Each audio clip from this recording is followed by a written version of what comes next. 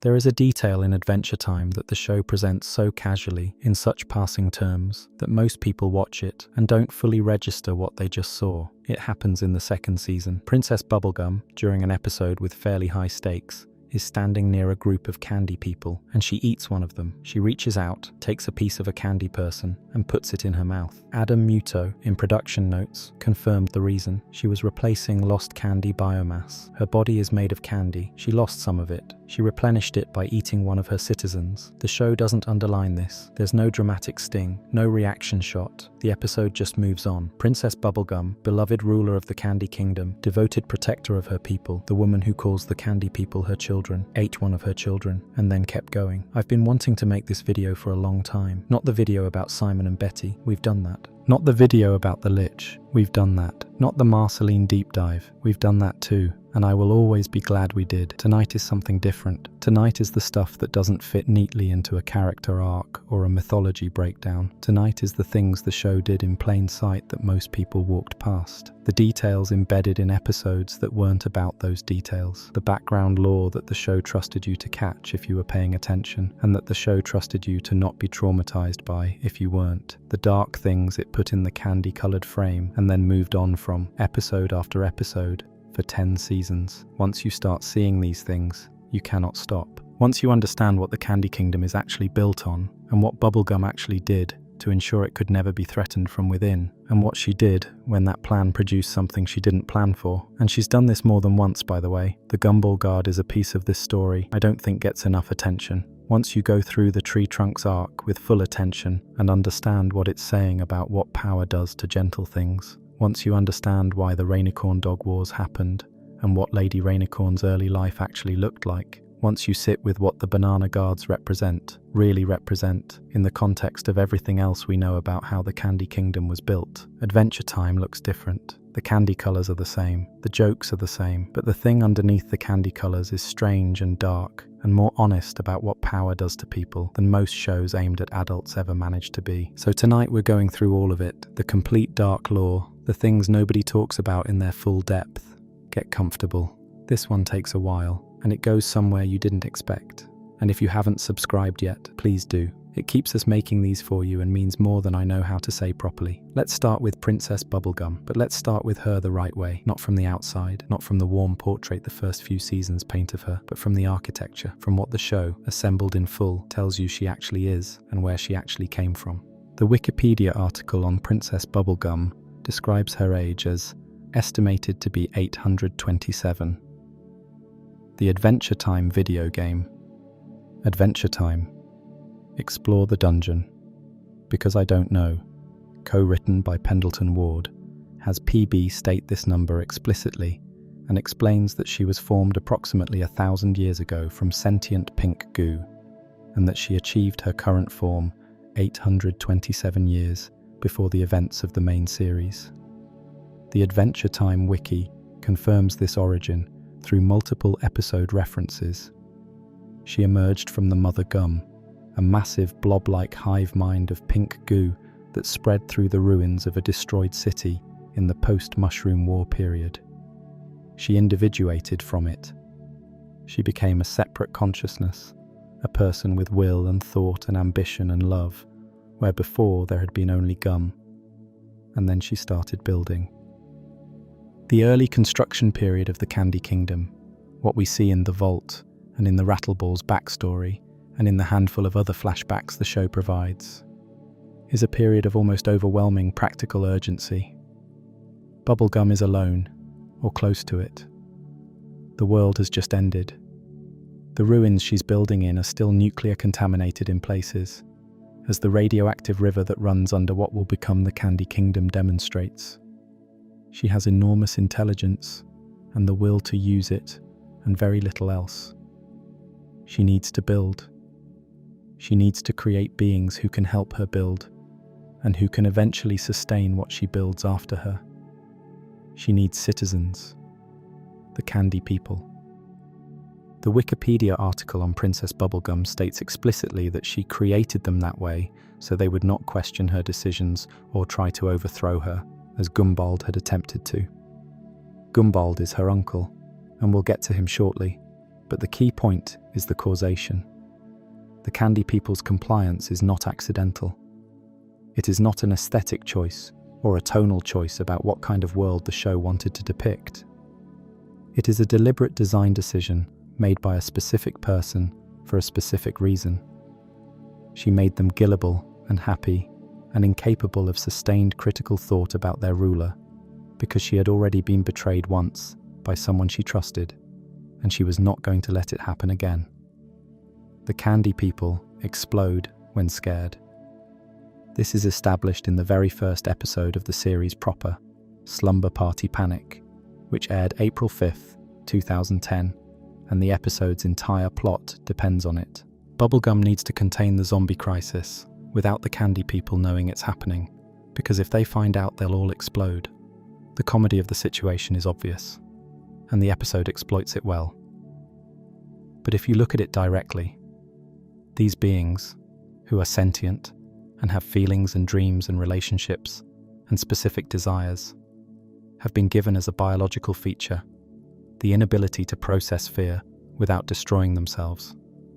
They literally cannot handle the truth about threats to their own existence. This was in the recipe. The Candy People are designed to be incapable of protecting themselves because they are designed to need the protection of their ruler. Here is the structural thing that's genuinely dark about this.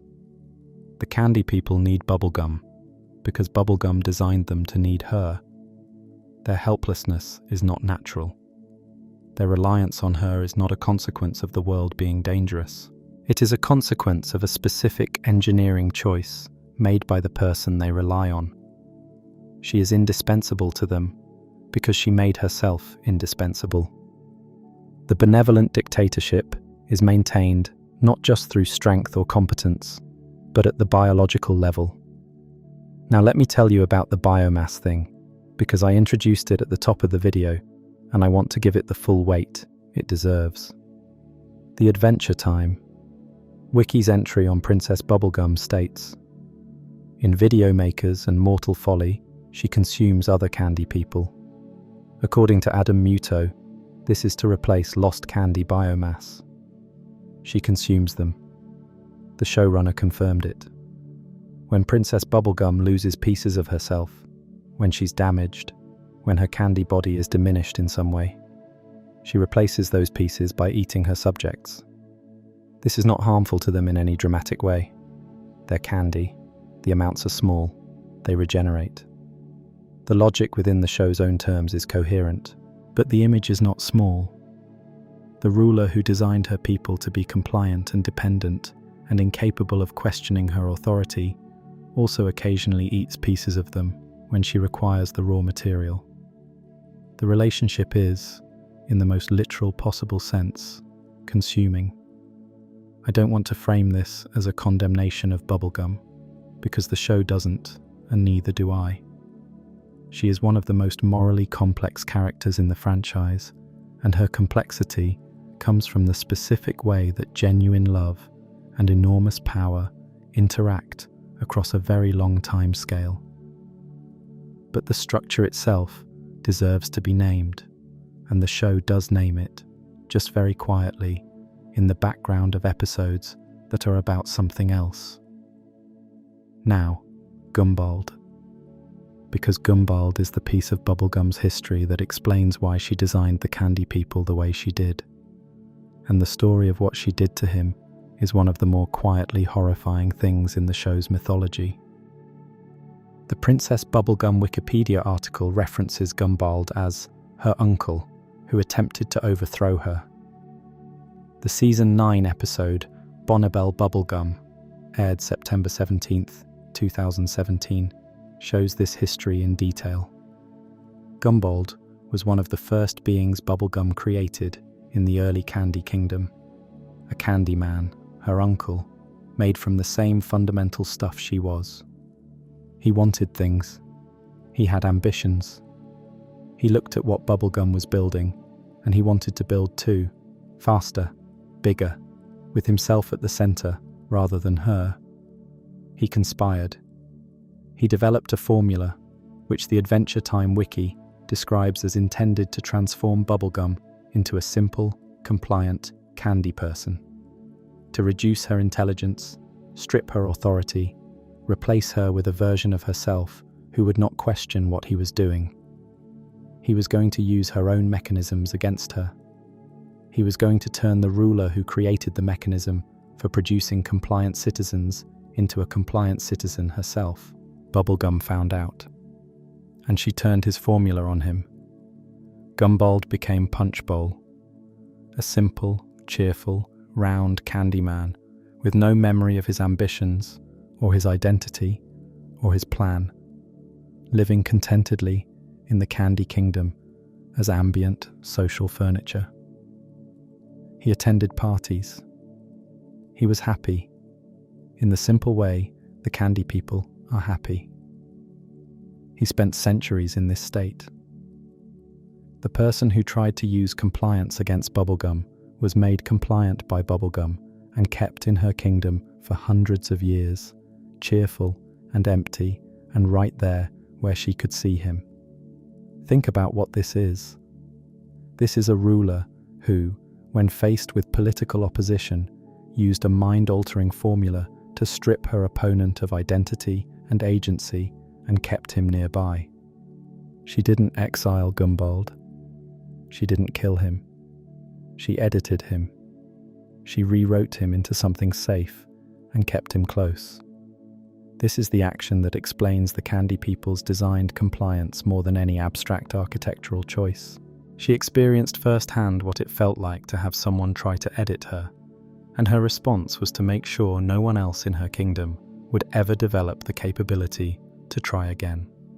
The candy people are compliant because Gumbald tried to make her compliant, and she was not willing to live in a world where that could succeed.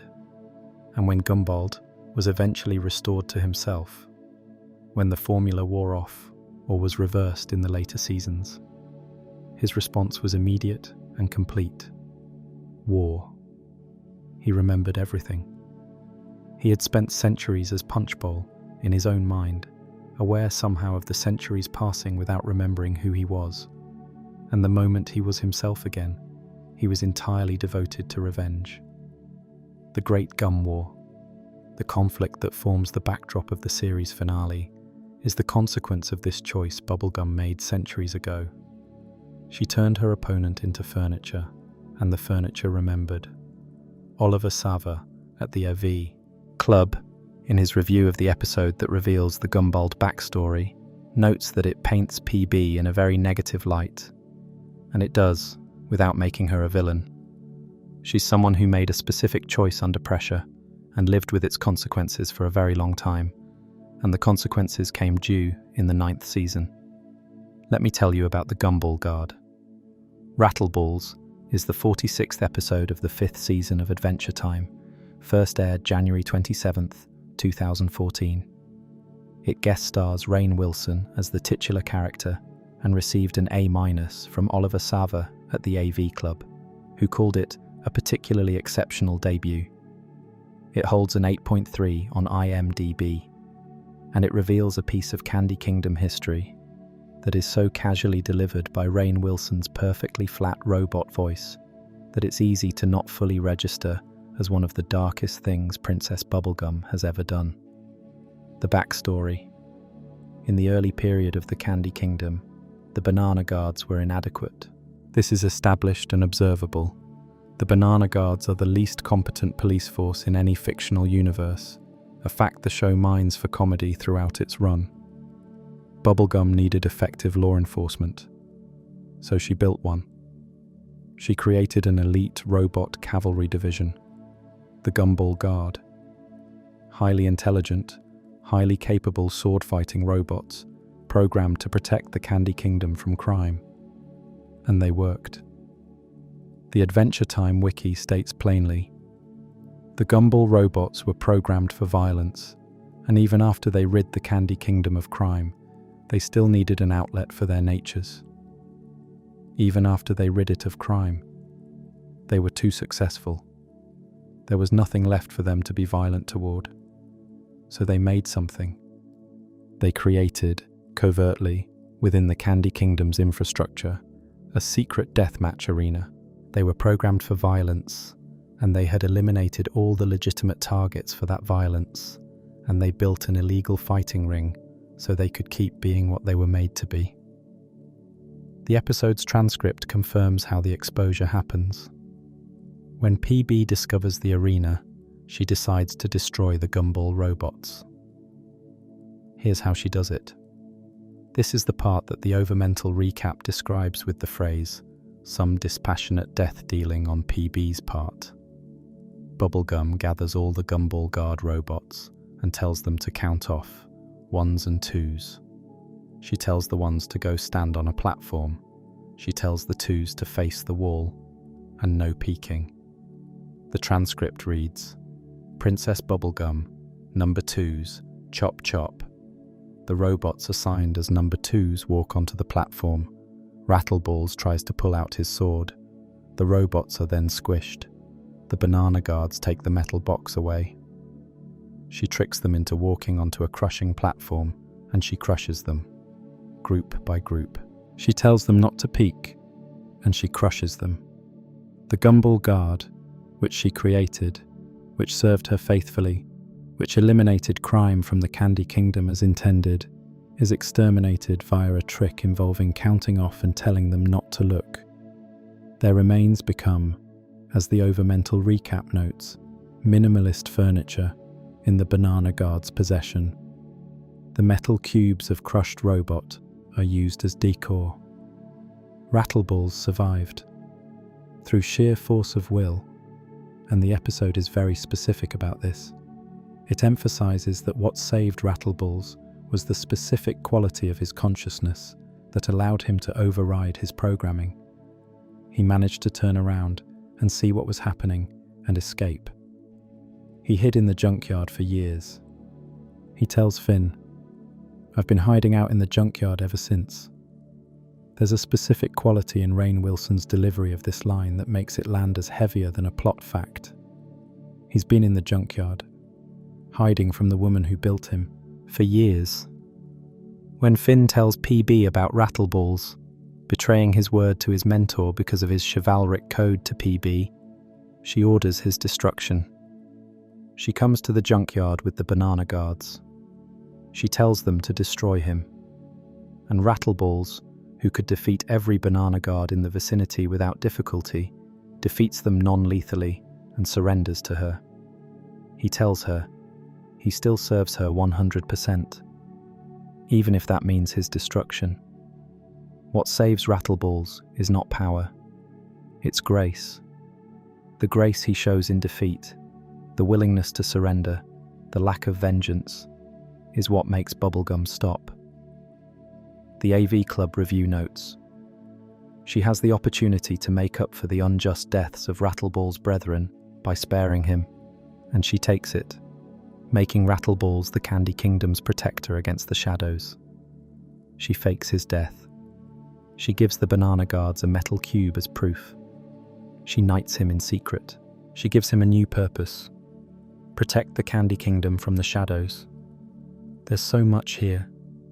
There's the obvious dark piece. She crushed beings she created because their violence became inconvenient after they solved the problem she built them to solve. She eliminated her own tools when the tools' natures exceeded their usefulness. But there's also the piece the overmental recap identifies. It's arguable that the programming still has some hold over his allegiances, but I find it more likely and badass that he's relinquished the wildfire of ego-driven action, having realized that all consciousness is slave to some authority or other. Rattleballs chose this. He chose to serve her even after understanding what she did. He overcame his programming and still serves her, which is either the most moving or the most disturbing thing in the episode depending on how you read it. And his brothers are furniture. The elite robot guard who protected the Candy Kingdom and then ran out of things to protect it from are minimalist furniture in the banana guard's barracks. The overmental recap is exact.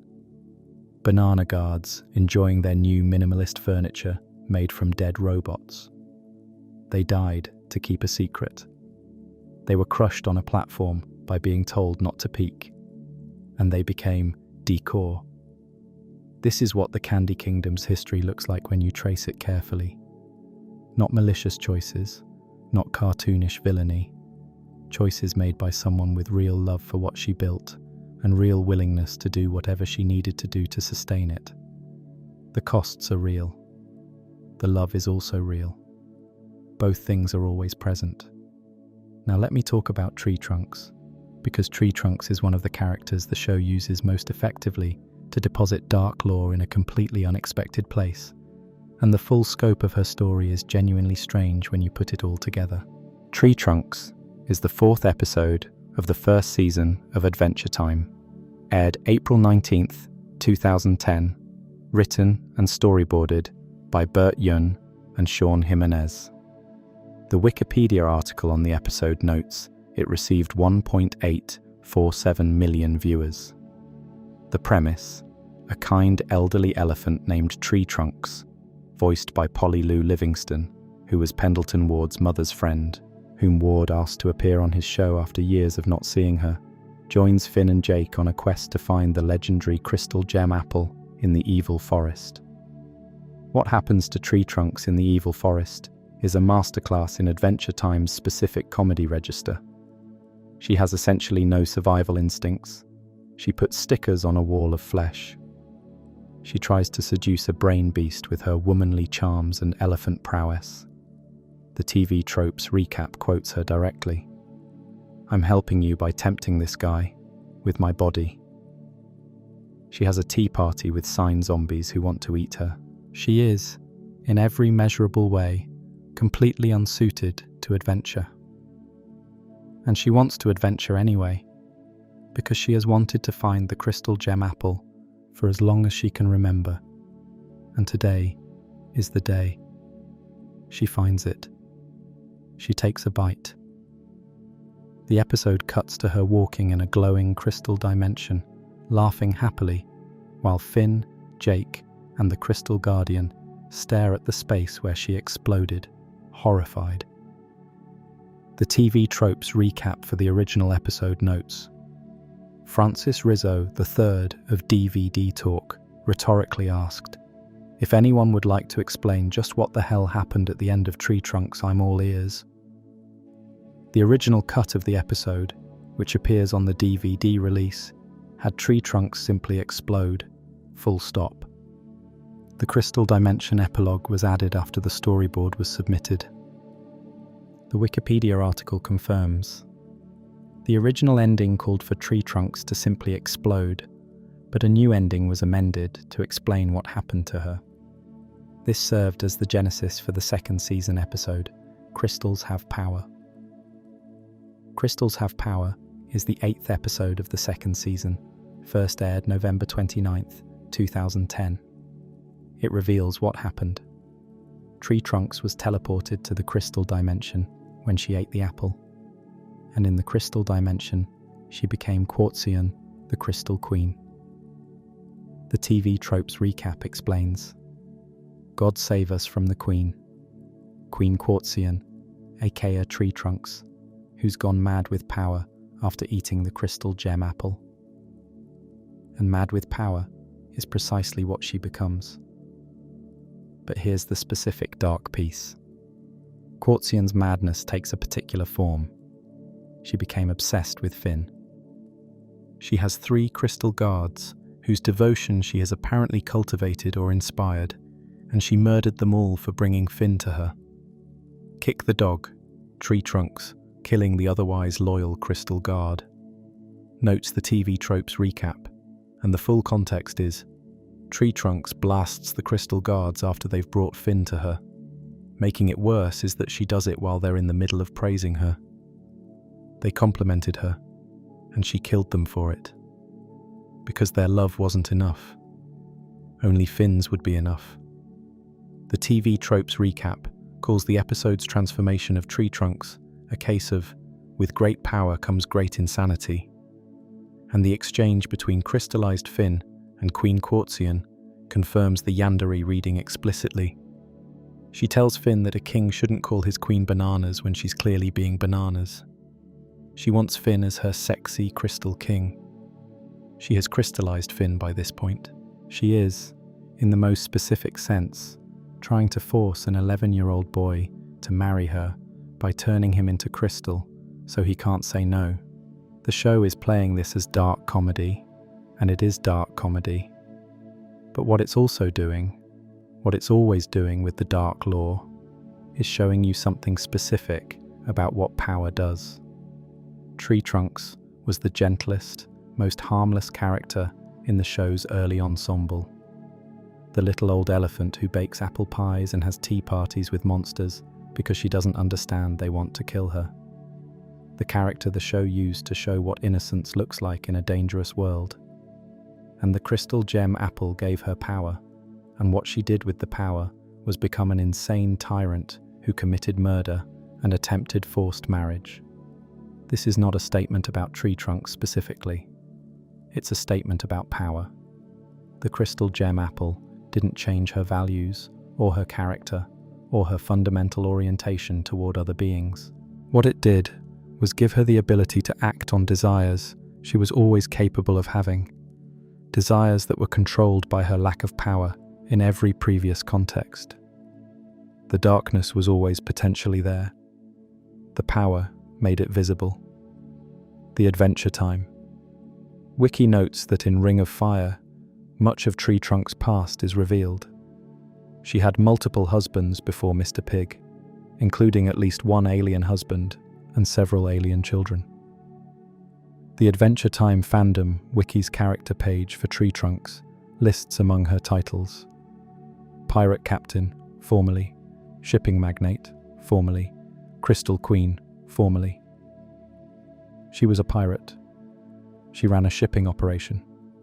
She has a past, a history, a life that the show mostly keeps off-screen, but that includes enough violence and ambition and complication to make the Quartzian episode feel less like an anomaly and more like a revelation. The gentle elephant who bakes pies was once a pirate captain, and when she had infinite power in the crystal dimension, she ran it the way you'd expect a former pirate captain to run something if they'd gone insane. Now, Lady Rainicorn. Because Lady Rainicorn is one of the characters the show keeps using to gesture toward a genuinely dark, historical conflict. And the Rainicorn Dog Wars are a piece of Adventure Time lore that is almost never discussed with the attention it deserves. Lady Rainicorn is Jake's girlfriend, later the mother of their 5 children, a beloved secondary character voiced by Nikki Yang in Korean throughout the main series.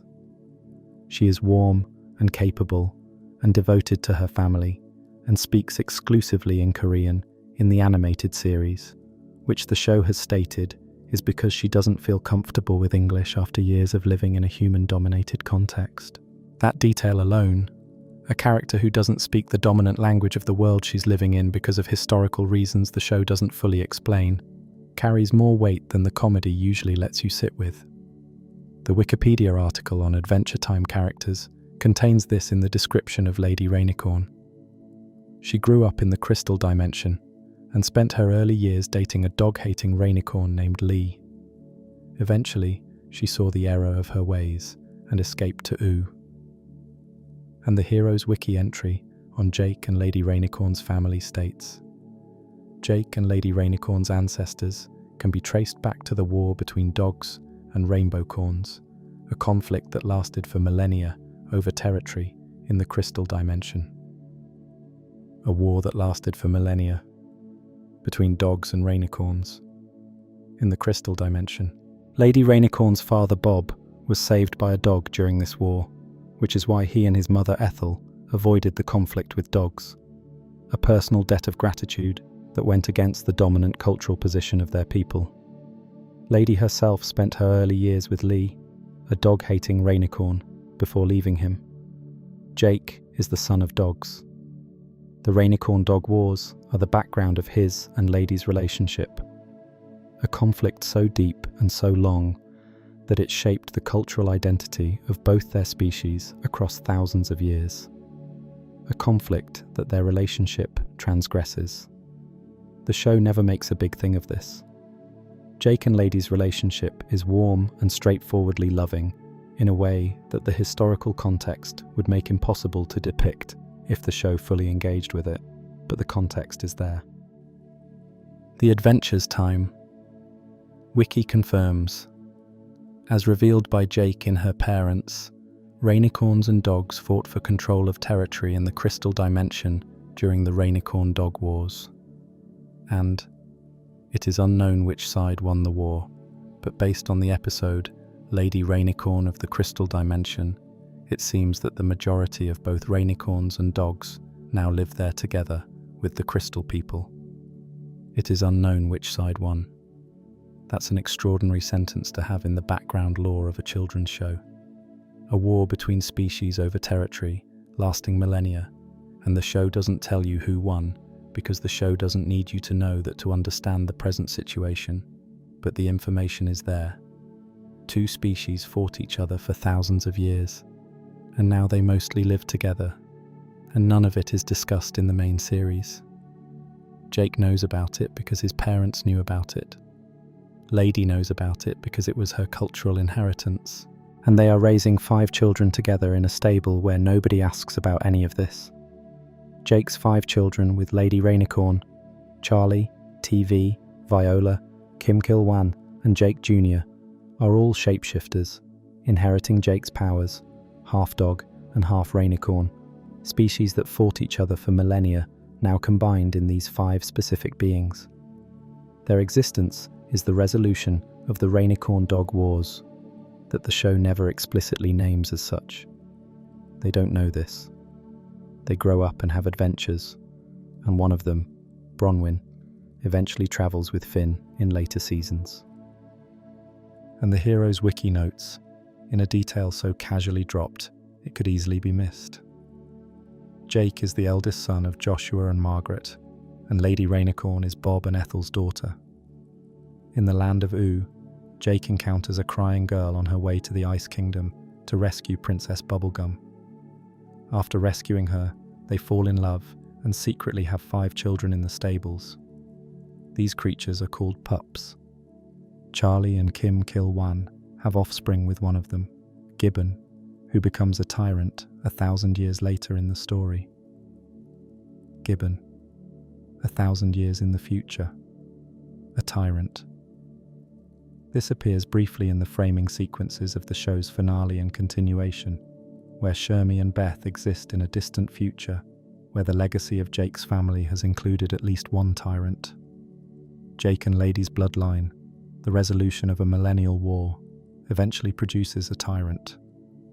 The show drops this information in the margins of the distant future sequences and continues. Another consequence, 1,000 years out, of choices and love, and a war that lasted too long. Now, Marceline's vampiric nature in relation to the Crystal Dimension. This connection is not widely discussed, and I want to spend time on it because it adds a layer to the Crystal Dimension that the show gestures at without fully developing. The Crystal Dimension, where tree trunks became a tyrant, where the Rainicorn Dog Wars were fought, where Lady Rainicorn grew up, is connected to Marceline's history in ways the show implies, but never fully explains. The vampire community that Marceline hunted in the pre-main series period, the community that eventually resulted in the Vampire King biting her, had relationships with the Crystal Dimension that the Stakes miniseries gestures at.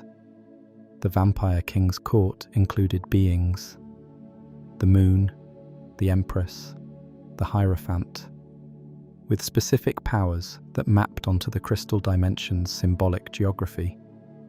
The Moon's power was crystal-related. The full map here is incomplete. The show doesn't fully draw the line from Crystal Dimension to Vampire Court to Marceline's origin. But the Crystal Dimension keeps appearing at pivotal moments in the show's dark lore. It's where Tree Trunks was transformed into a tyrant, where the Rainicorn Dog Wars were fought, where specific magical forces with power over transformation and identity are located. The Crystal Gem Apple is not just a magical object, it's an artifact of a dimension that the show associates, consistently, with power that changes you beyond what you asked for. Let me talk about Princess Bubblegum and the first candy people. The Princess Bubblegum Adventure Time Wiki article contains a detail that appears in a brief aside and that I've never seen discussed at length. In the thin yellow line, it is revealed by the banana guards that the first candy people turned on PB and she turned them into monsters. The first candy people, the very first generation she created. Before she had the formula right, before she had calibrated exactly the level of compliance and happiness that would produce a stable society, she created candy people who turned against her. And she turned them into monsters. Where are these monsters? The show doesn't say. They are presumably somewhere.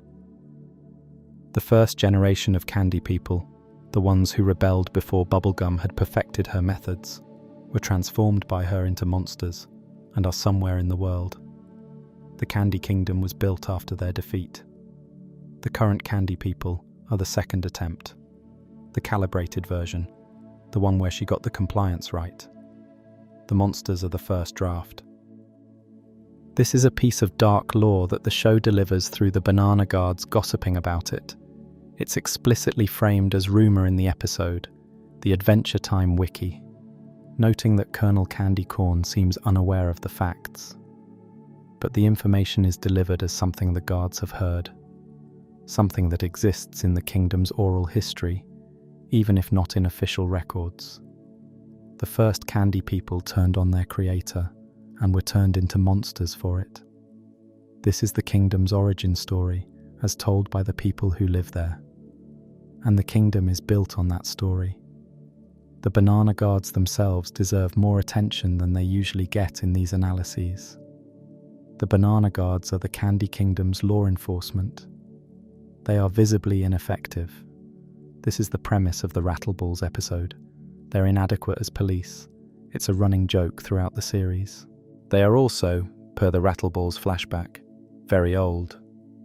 The flashback shows them green rather than yellow, indicating they were young during the early Candy Kingdom period. The banana guards have been doing their job, badly, for several hundred years.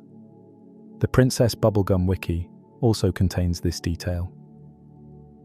It is also rumoured that Neddy was imprisoned under the palace tree, not put there for his own safety, although this is likely just an urban legend, as Neddy was not chained up or forced to stay. This rumour circulates among the banana guards as established fact. They believe that Neddy, Bubblegum's brother, who lives in the basement of the palace tree and provides the kingdom's healing juice, is imprisoned there. The wiki identifies this as likely just an urban legend, because Neddy doesn't appear to be chained. But the important piece here is what it tells you about how the kingdom's residents understand their own history. They believe a child is imprisoned in the basement. They accept this, apparently, as a feature of their world. The ruling structure keeps something in the basement. The guards know about it. Nobody does anything. This is the Candy Kingdom in miniature. Let me talk about James. James is the 22nd episode of the 5th season of Adventure Time, aired October 14th, 2013, written and storyboarded by Adam Muto and Seo Kim. It holds a 7.5 on IMDb. The premise: Finn, Jake, and Princess Bubblegum are on an expedition when they encounter a horde of monsters. James, a Candy Kingdom soldier, sacrifices himself to save them by leading the monsters away. He dies heroically. PB awards him the Medal of Heroism posthumously. The kingdom mourns. In the follow-up episode, James II, aired March 3rd, 2014, it's revealed that Bubblegum has been making clones of James. Many clones. She made the first clone to have someone to give the Medal of Heroism to, because giving a posthumous medal to a dead person felt wrong to her, so she made a copy of him to receive it. And then she made another one, and another, because the James clones were useful. because she could deploy them. Because they were, in the most specific sense, expendable in ways that one-of-a-kind candy people weren't. The James clones became a recurring element of the show's mythology as zombies. They die, they become infected, they wander. The episode James won an award for the show, per the Adventure Time fan fiction wiki's records. But what it set up was a mythology about cloned soldiers being created for sacrifice, which is a genuinely dark piece of Candy Kingdom infrastructure that the show acknowledged, and then mostly used for comedy rather than tragedy. The James clones are a running gag. They are also evidence that Bubblegum made copies of a person without asking the original person's consent. James was dead, for the purpose of having someone to give a medal to, and then kept making copies because copies were useful. Now I want to talk about the Rattleballs episode's most quietly disturbing moment, which I glossed over before and want to return to. When PB does her counting, 1s and 2s, 1s on the platform, 2s face the wall, no peeking. The episode's transcript shows Rattleballs trying to pull out his sword as the number 2s walk onto the platform. He's trying. He can see what's happening. His programming is fighting his will. He manages to turn around. He sees the robots being crushed. He runs. Think about what the other robots were experiencing. The robots who didn't override their programming. They were sentient. They made choices. They had developed enough autonomous will to build an illegal fighting ring. They were being told to face the wall. They were not peeking. They could hear, presumably, the sound of the platform crushing their colleagues. And their programming prevented them from doing what Rattleballs did. They stood there, facing the wall, and they were crushed. The episode doesn't dwell on this. The crushing is shown in a flash, and then it's over. But the specific detail of no peeking, of creating a moment where the robot's programming-based compliance with PB's command was the mechanism of their death, is one of the darkest things in the show's history. You do as you're told. You don't peek. You die. This is what the Candy Kingdom runs on. Compliance so deep, it functions even when compliance is the mechanism of your death. The candy people who explode when scared. The robots who don't peek when told not to. All of it, built into the recipe from the beginning. Let me spend some time on Magic Man and what his backstory tells you about the cosmological scale of loss in Adventure Time's universe. Magic Man is a recurring character in the main series, an irritating and apparently random wizard who does cruel things to Finn and Jake without apparent purpose. He makes Finn fat. He swaps Finn's mouth to his posterior. He turns Jake into a collection of random people. He is, to all appearances, just chaotic evil at the minor annoyance scale. The backstory, revealed across multiple episodes and culminating in You Forgot Your Floaties, aired September 17th, 2016, is that Magic Man was once Normal Man, a Martian, one of 4 cosmic beings called Grob Gob, Glob Grod. He had a wife named Margles. Golb, the chaos entity whose connection to the Lich makes it the most fundamental dangerous force in the Adventure Time universe, took Margles. He tried to wish her back using Prismo's wish. He failed. He got what Magic Man describes as a little wastebasket with a basketball hoop on it. This is the exact same failure that Simon Petrikov experienced when he tried to wish back Betty. Prismo gave them both the same useless object. The universe's answer to wishes for the irrevocably lost is a decorative sports accessory. After losing Margles, Normal Man became Magic Man. He became the chaotic, rule-breaking, deliberately hurtful entity the main series knows. The cruelty is a consequence. The randomness is a consequence. Every awful thing Magic Man does to Finn and Jake across the show's run is the behavior of someone who lost the most important thing in his world and never recovered. The adventure's time. Analyzed blog identifies this clearly. His actions are the behavior of someone whose relationship with other beings' pain became distorted after he experienced enough pain himself to no longer have a functional framework for normal empathy. The You Forgot Your Floaties episode is also the episode where Betty acquires Magic Man's hat, which is the catalyst for her eventual psychological deterioration in her quest to restore Simon. Magic Man's pain, his loss, his transformation from normal man to the chaotic entity he became. All of that is embedded in the hat. When Betty puts it on, she's taking on the residue of 1,000 years of grief-induced madness, in addition to the magical power. The hat is poisoned. Not intentionally. Magic Man didn't make the hat to be poisoned. But 1,000 years of using magic as an expression of unprocessed grief has left something in the object. And Betty puts it on because she needs the power, and she trusts that she won't become what Magic Man became. She's wrong. The Prismo basketball hoop is one of the show's most consistent pieces of dark cosmological lore. The universe has a hard limit on what can be undone. Certain losses are permanent. Prismo can grant wishes that reshape reality, wishes that create alternate timelines, wishes that retrieve people from dimensions they've been trapped in. But there is a category of loss that the universe will not reverse, cannot reverse, and the response to wishing for that reversal is a small wastebasket with a basketball hoop attached. Magic Man, Simon Petrikov. Both tried. Both got the hoop. The universe's sense of humor about this is either very dark or very honest, depending on how you look at it. Now let me talk about what the show does with the concept of parenthood in ways that consistently, across multiple character arcs, arrive at uncomfortable places. Because Adventure Time keeps returning to the question of what we owe the beings we create, and the answers it arrives at are rarely reassuring. Bubblegum created Lemongrab, created the Lemon Children, created Goliad, created the Gumball Guard, created the James clones.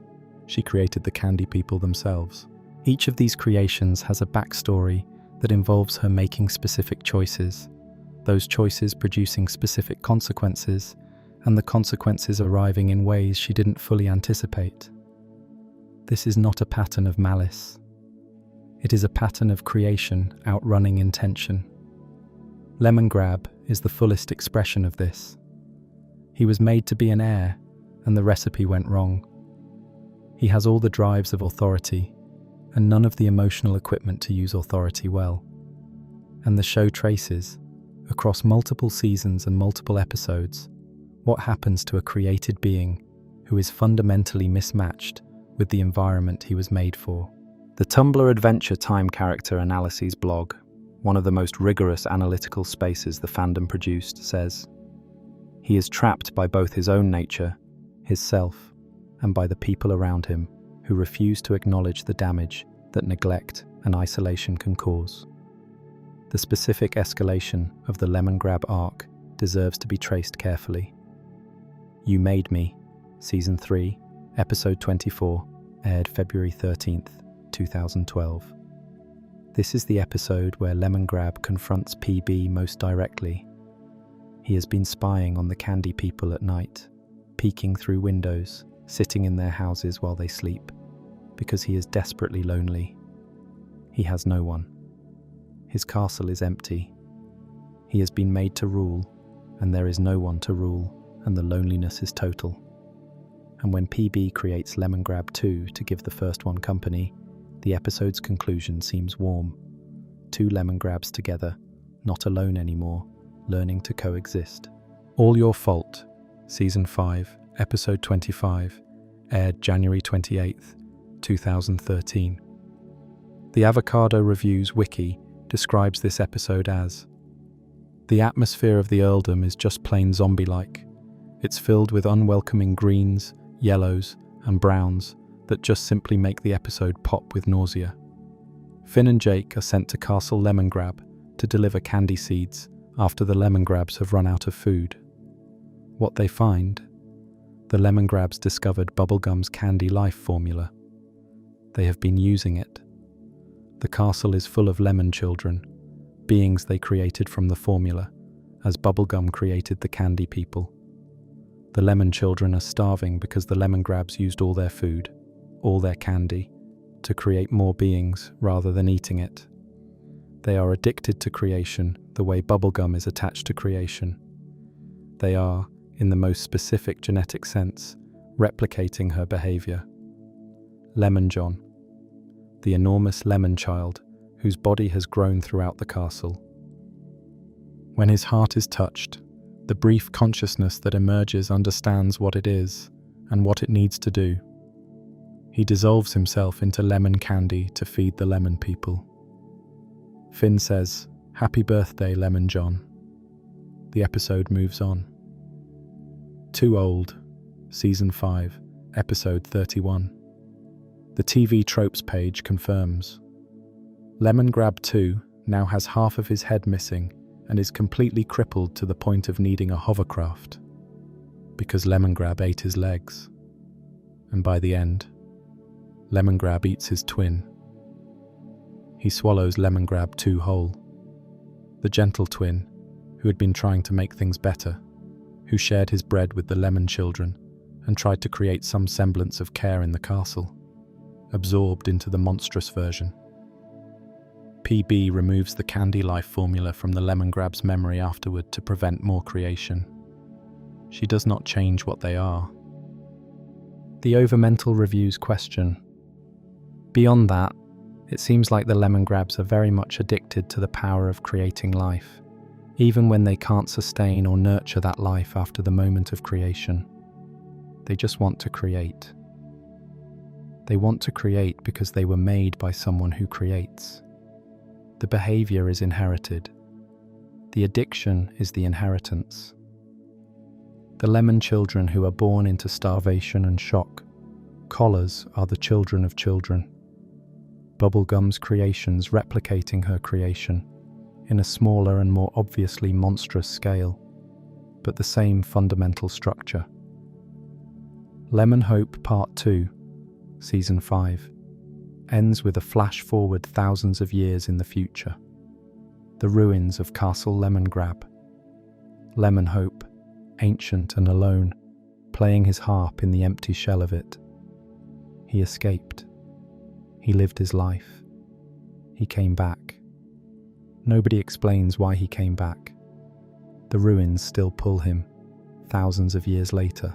The place that shaped him, that imprisoned him, that he freed others from, it still pulls him, even across thousands of years, even after everything else.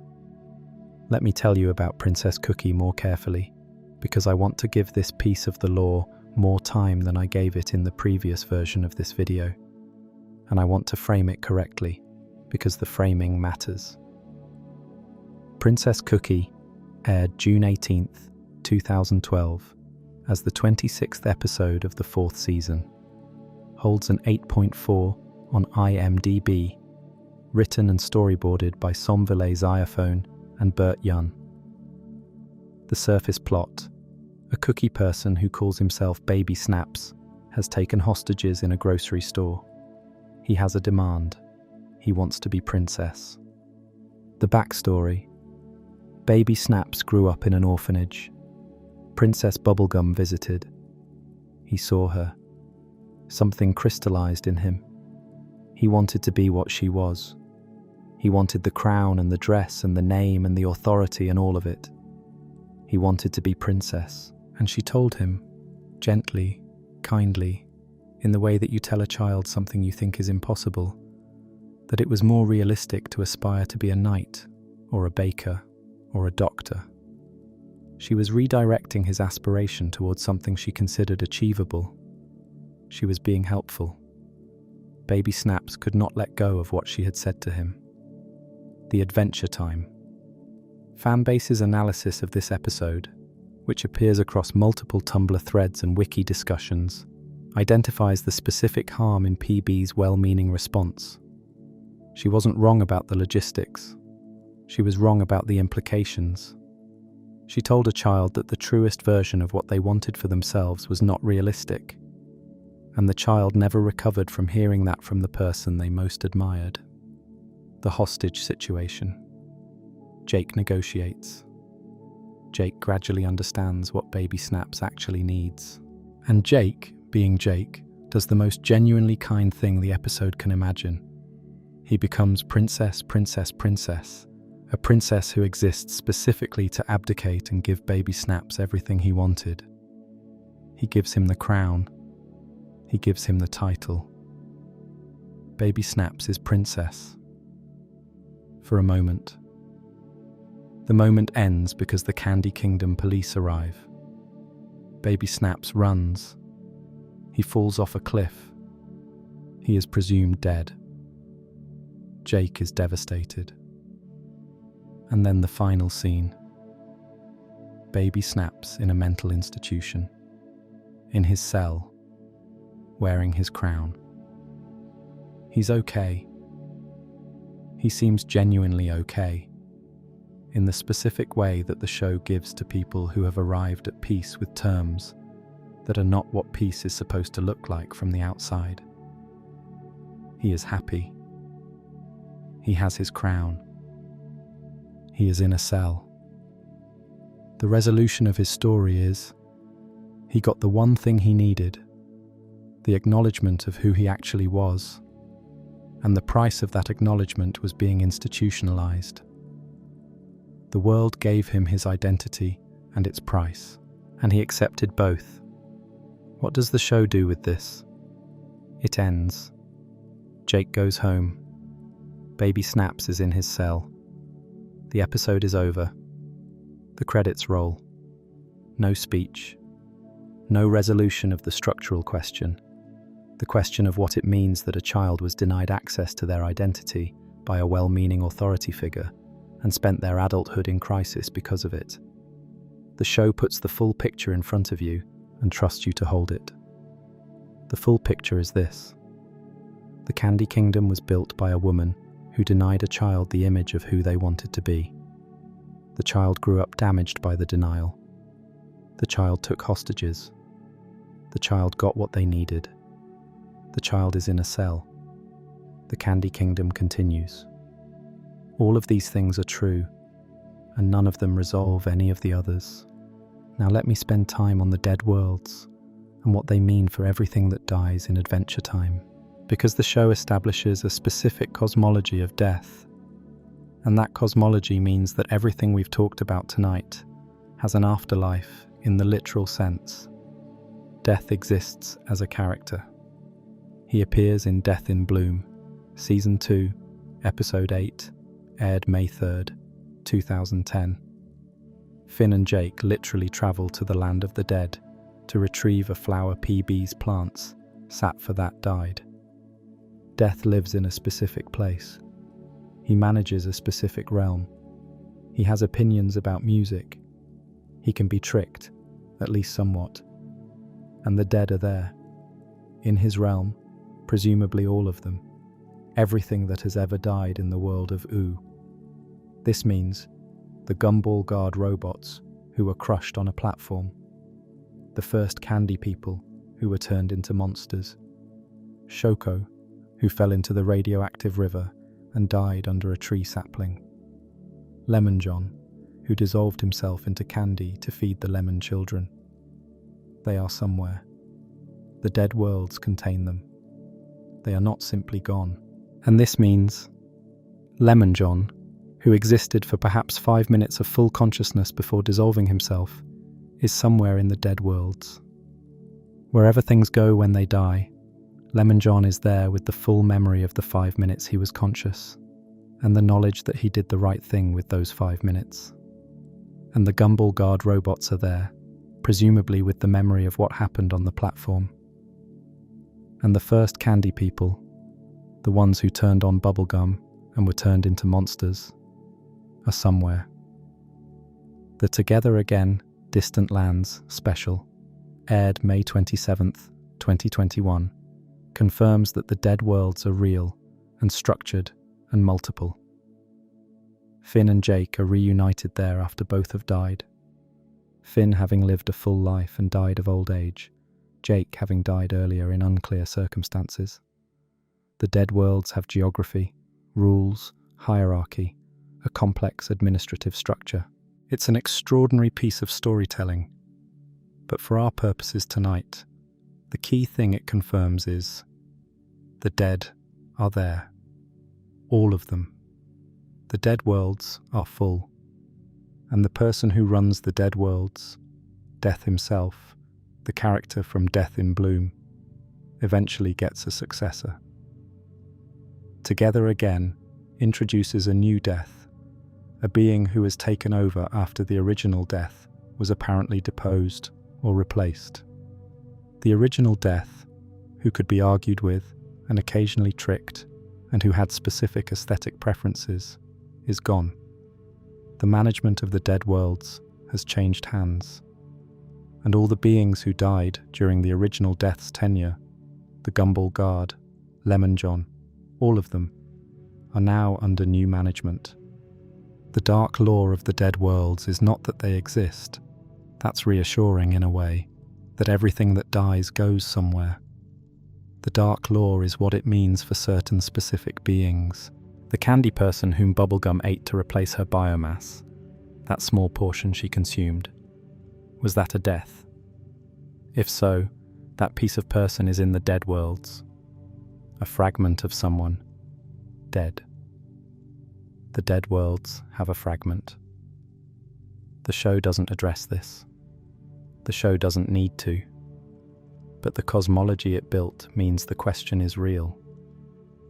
Let me talk about the grass sword and what it says about the show's attitude toward deals and consequences.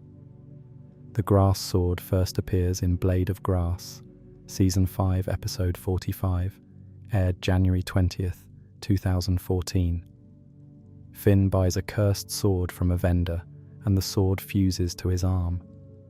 It becomes his arm in a functional sense. He can use it. It responds to his will. It's capable in ways his regular arm isn't. The curse it carries. It will eventually claim him. This curse plays out across multiple episodes. In Escape from the Citadel, the grass sword reacts to Finn's emotional distress, specifically to the grief and rage at his father's indifference, and latches onto a Citadel guardian, absorbing the guardian's healing blood and growing wildly, eventually separating from Finn and taking Finn's arm with it. He loses his right arm. It grows back, eventually, as a flower. This is in Breezy, Season 6, Episode 9. But the grass sword isn't finished.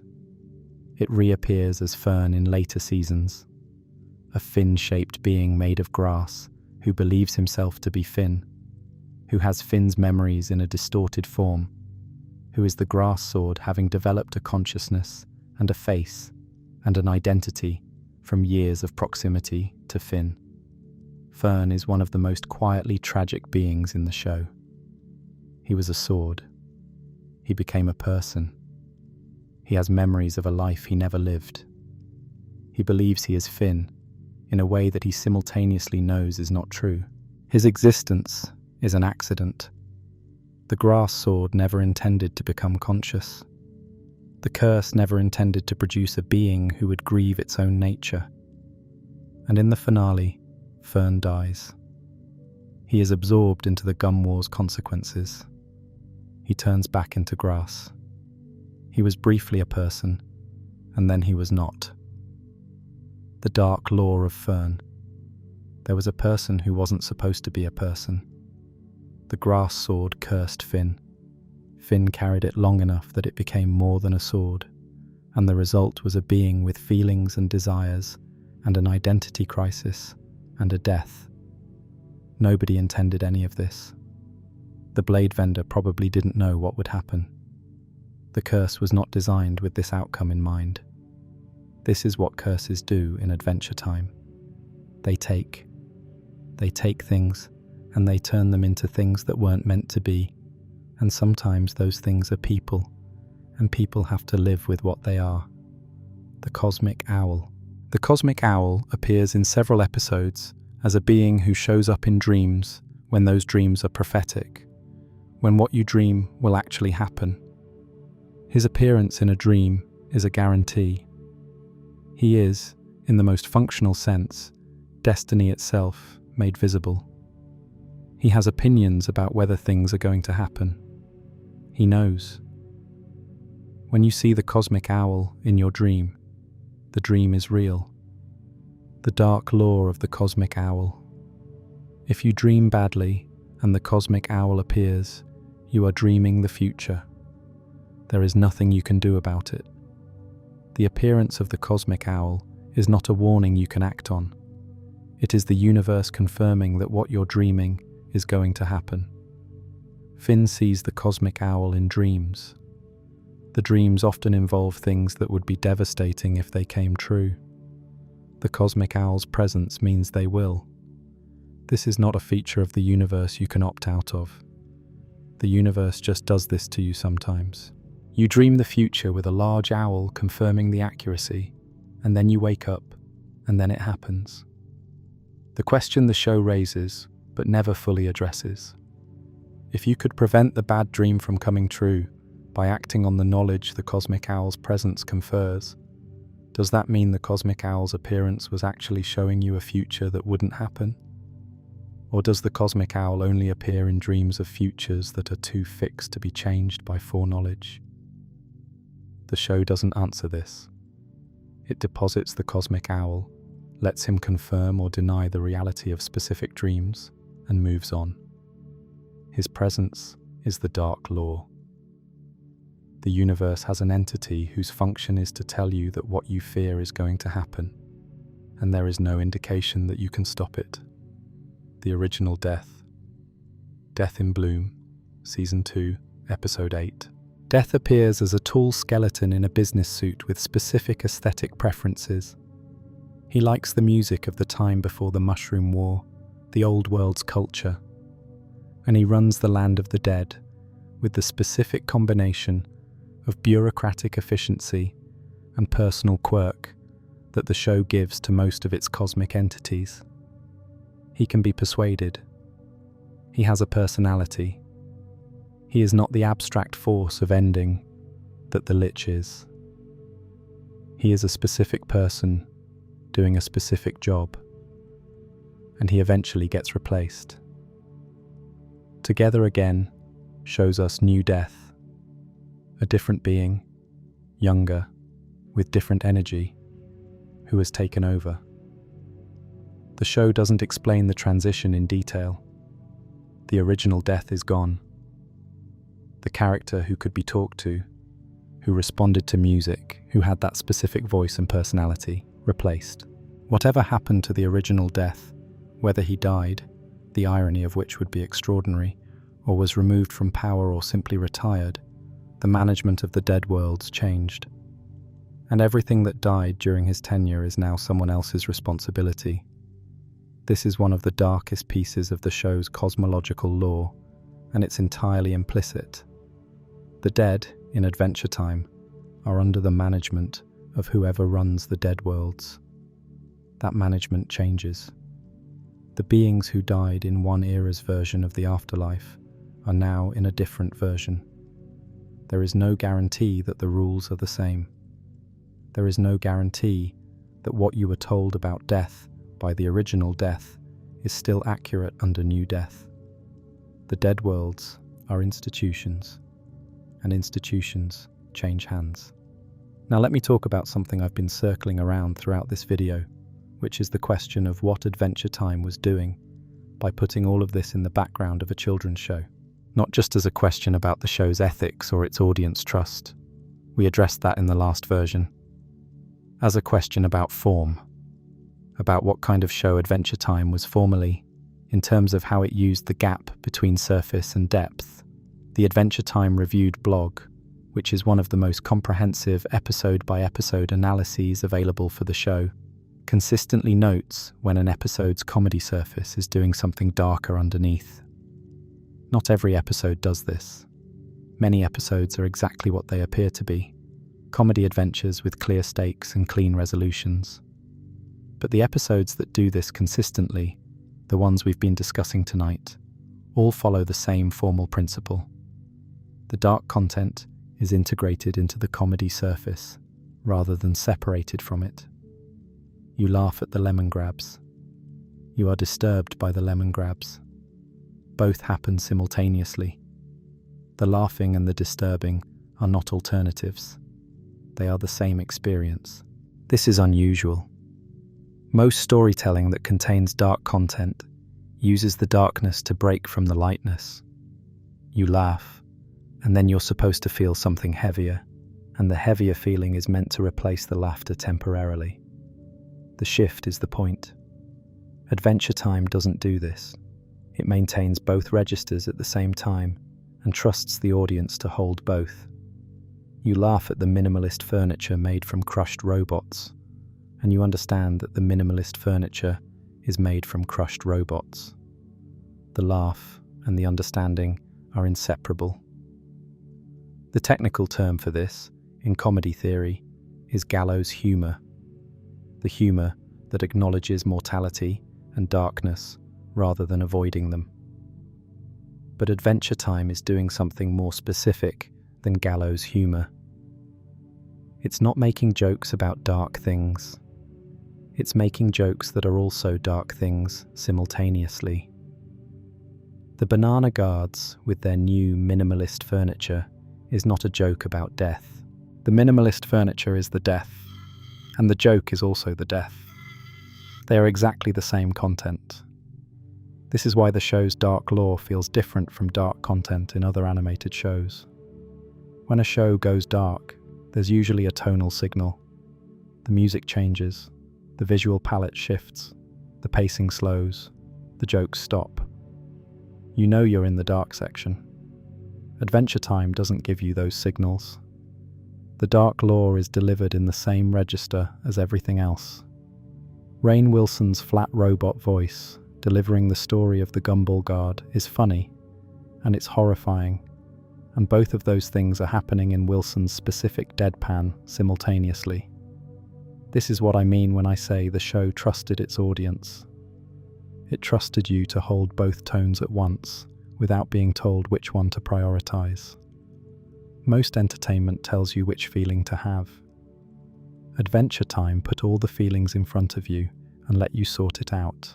Let me bring all of this together with the piece I want to leave you with, which is not a specific episode or a specific piece of lore, but a structural observation about what Adventure Time built over 10 seasons. The Candy Kingdom is the show's central image. Not Finn's treehouse, not the Ice King's castle, not the various other kingdoms and locations that the show visits. The Candy Kingdom is the image that all the dark lore clusters around. It is warm and colourful and full of cheerful beings, and it is built on a radioactive river and the bones of a past life, and the memories of creatures who were crushed on a platform, and the trauma of a dragon who lives in the basement, and the compliance that was designed into every citizen by a woman who has been building something for 800 years and has paid costs at every stage that nobody fully accounts for. The Candy Kingdom is not a symbol. It is just a kingdom. It is just a place that exists in this world, with this history, built the way things get built, at these costs. And the show maintained the full picture of it, the warmth and the costs, the love and the damage, the candy colours and the things under the candy colours, for 10 seasons, consistently, without choosing one and abandoning the other. That's the dark lore nobody talks about, in its largest form, not any specific secret. The decision to maintain both simultaneously, to let the candy colours be warm and to let the things under the candy colours be real, to trust the audience to hold both. The kingdom holds. PB holds it. She eats a piece of a candy person when she needs to, and the episode moves on. Neddy breathes in the basement. The mother gum breathes beneath the roots. The Gumball Guard are furniture.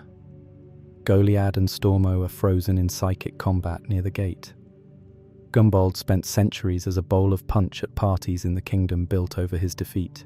And the candy people wake up every morning happy and compliant and incapable of questioning any of this, because that was in the recipe.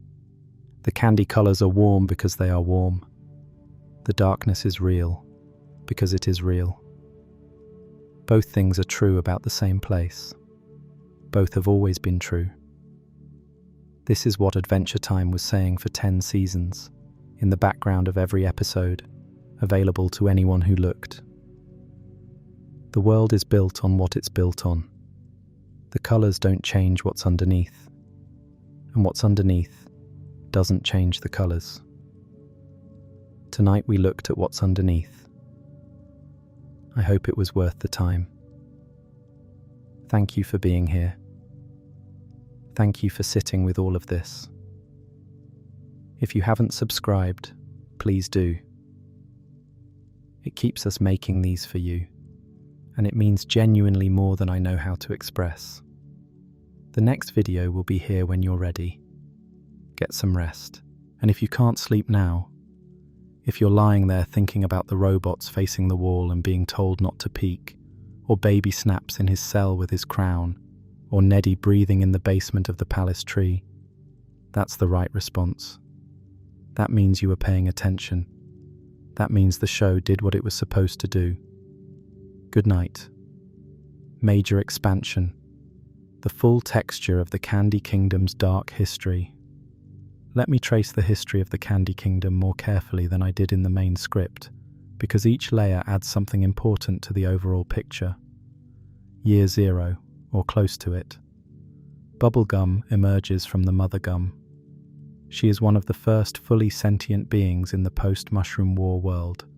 The gum mass that she came from had been spreading through the ruins of a destroyed city, accumulating matter, and at some point the accumulated matter reached the kind of complexity that produces consciousness.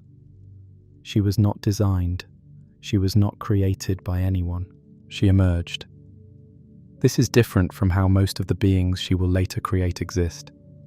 She arrived through the same accident of mutation and complexity that produced the post-apocalyptic world of Ooh. She is the world's first spontaneous mind, and she was immediately alone. Whatever the mother gum was, whatever level of awareness the hive mind of sentient goo possessed, it was not the kind of company that satisfies a fully individuated consciousness. Bubblegum needed people. She needed beings she could talk to, work with, build alongside. She started making them. The first candy people were apparently not what she intended. The Adventure Time wiki confirms that the first candy people turned on PB and she turned them into monsters. The first attempt failed. She made beings who rebelled against her. This is the creation story of the Candy Kingdom. A first attempt that produced rebellion, a woman who defeated that rebellion by transforming the rebels into monsters, and then a second attempt, calibrated, adjusted, designed more carefully, that produced the compliant and cheerful candy people we know. The monsters from the first generation are somewhere in Ooh. The show never shows them directly in this context, but they exist. The first candy people, transformed, somewhere in the world, carrying whatever they remember of their original selves. They were Bubblegum's first children, and they became her monsters, and they are still out there. The Candy Kingdom was built after their defeat, and does not discuss them. Then came Gumbald. The Adventure Time. Wiki's entry on Princess Bubblegum provides the full timeline of his betrayal. She created more candy people, calling her kingdom the Candy Kingdom. She befriended Marceline, made the Gumball Guardians, and created Gumbald. Gumbald attempted to overthrow her, so she turned him into Punchbowl. The sequence is important. She made the Gumball Guardians before Gumbald. This means the Guardians existed when Gumbald tried to betray her. The first institutional defense of the Candy Kingdom, those enormous stone giants that stand at the gate, was already present during the kingdom's founding power struggle. Gumbald's plan, as revealed in the Season 9 episodes, involved a potion called the Dum Dum Juice. a formula that would reduce whoever drank it to a simple, compliant candy person. He intended to feed this to Bubblegum, turn her into a harmless citizen, and take over the kingdom. The Avocado's retrospective of the 9th season notes the irony. Bubblegum's defense against this was to turn it on Gumbald, using his own tool against him. He became Punchbowl. His allies, Aunt Lolly and Cousin Chicle, also became simple candy people. Mr. Cake and Cinnamon Bun, respectively.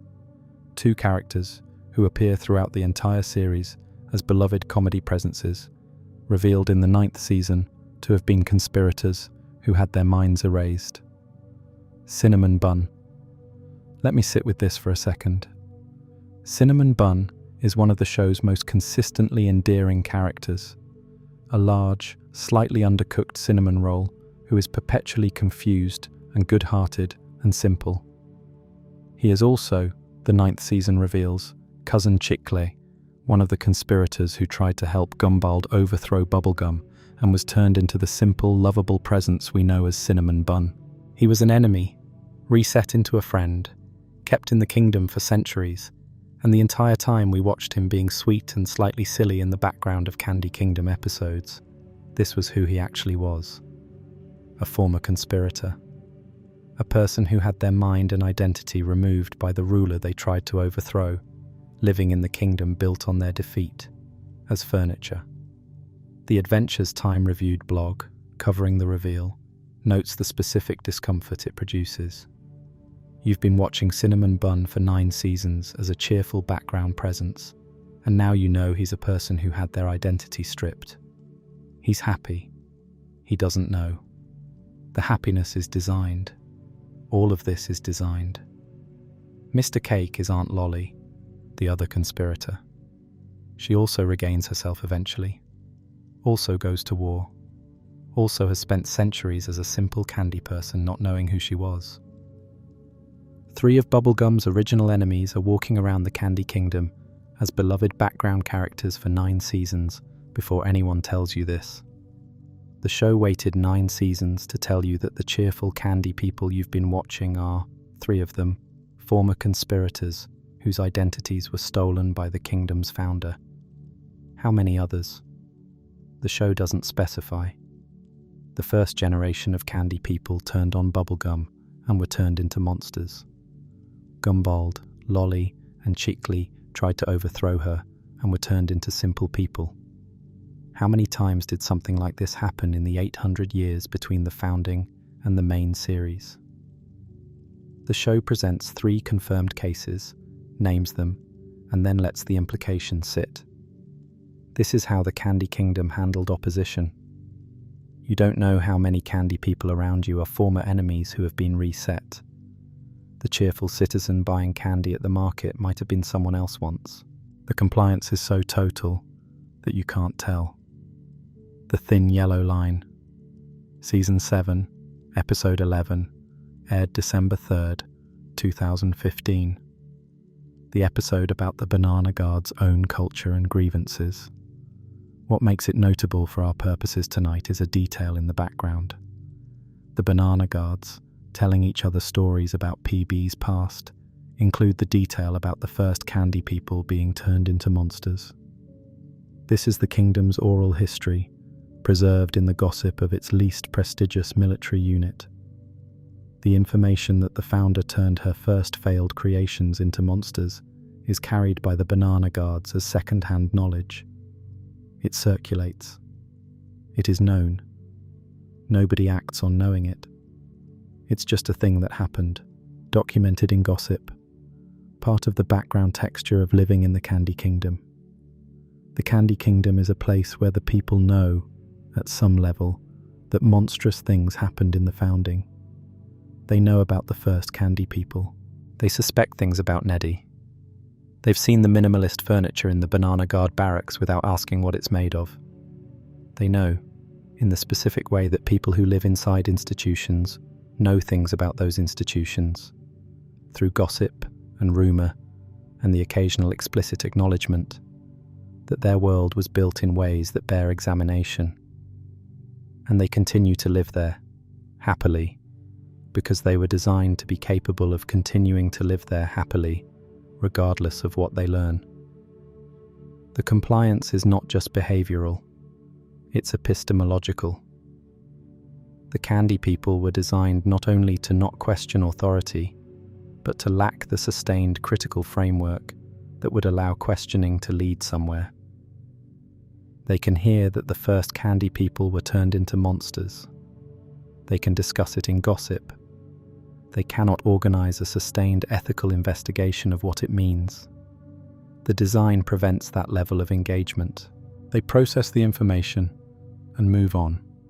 Back to happiness, back to candy, back to whatever they were doing before the conversation. This is, when you look at it directly, one of the most complete pictures of benevolent authoritarianism in animated storytelling. Not because it's intentionally political. Adventure Time is not a political allegory in any direct sense, but because the structural logic of what Bubblegum built follows the structural logic of real benevolent authoritarianism with extraordinary precision. The ruler who builds a system of dependency, who designs her subjects to need her, who eliminates opposition by transforming it rather than destroying it, who keeps the former enemies nearby as evidence of her capacity to change them. This is a recognizable configuration of power. The candy colors make it legible as entertainment. The structure underneath makes it true. Major expansion. What happens to everyone in the dead worlds? Let me be very specific about who is in the dead worlds and why that specificity matters. The dead worlds, confirmed as real across multiple episodes culminating in Together Again, contain everyone who has died in U. This is not a metaphysical claim. It is an established fact in the show's cosmology. Death manages a specific realm. The dead go there, and they remain there in some form that retains identity and memory. The Gumball Guard. These beings were created by Bubblegum, served faithfully, eliminated crime, ran out of legitimate targets, built an illegal fighting ring, and were crushed on a platform by being told not to look. They are in the dead worlds. They have their memories. The ones who faced the wall and didn't know what was happening. They have the memory of hearing the sounds from the platform and not understanding what they heard. The ones who were grouped differently, if any of them died with the knowledge of what was happening, they have that memory too. The dead worlds have the Gumball Guard's accounting of their own death. Does Death know this story? The original Death, who managed the realm.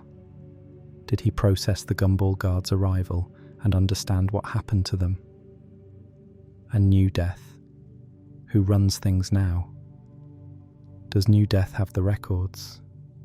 The show doesn't tell you, but the cosmology implies it. Somebody in the dead world's management knows how the Gumball Guard died. The paperwork was filed. The story is on record somewhere.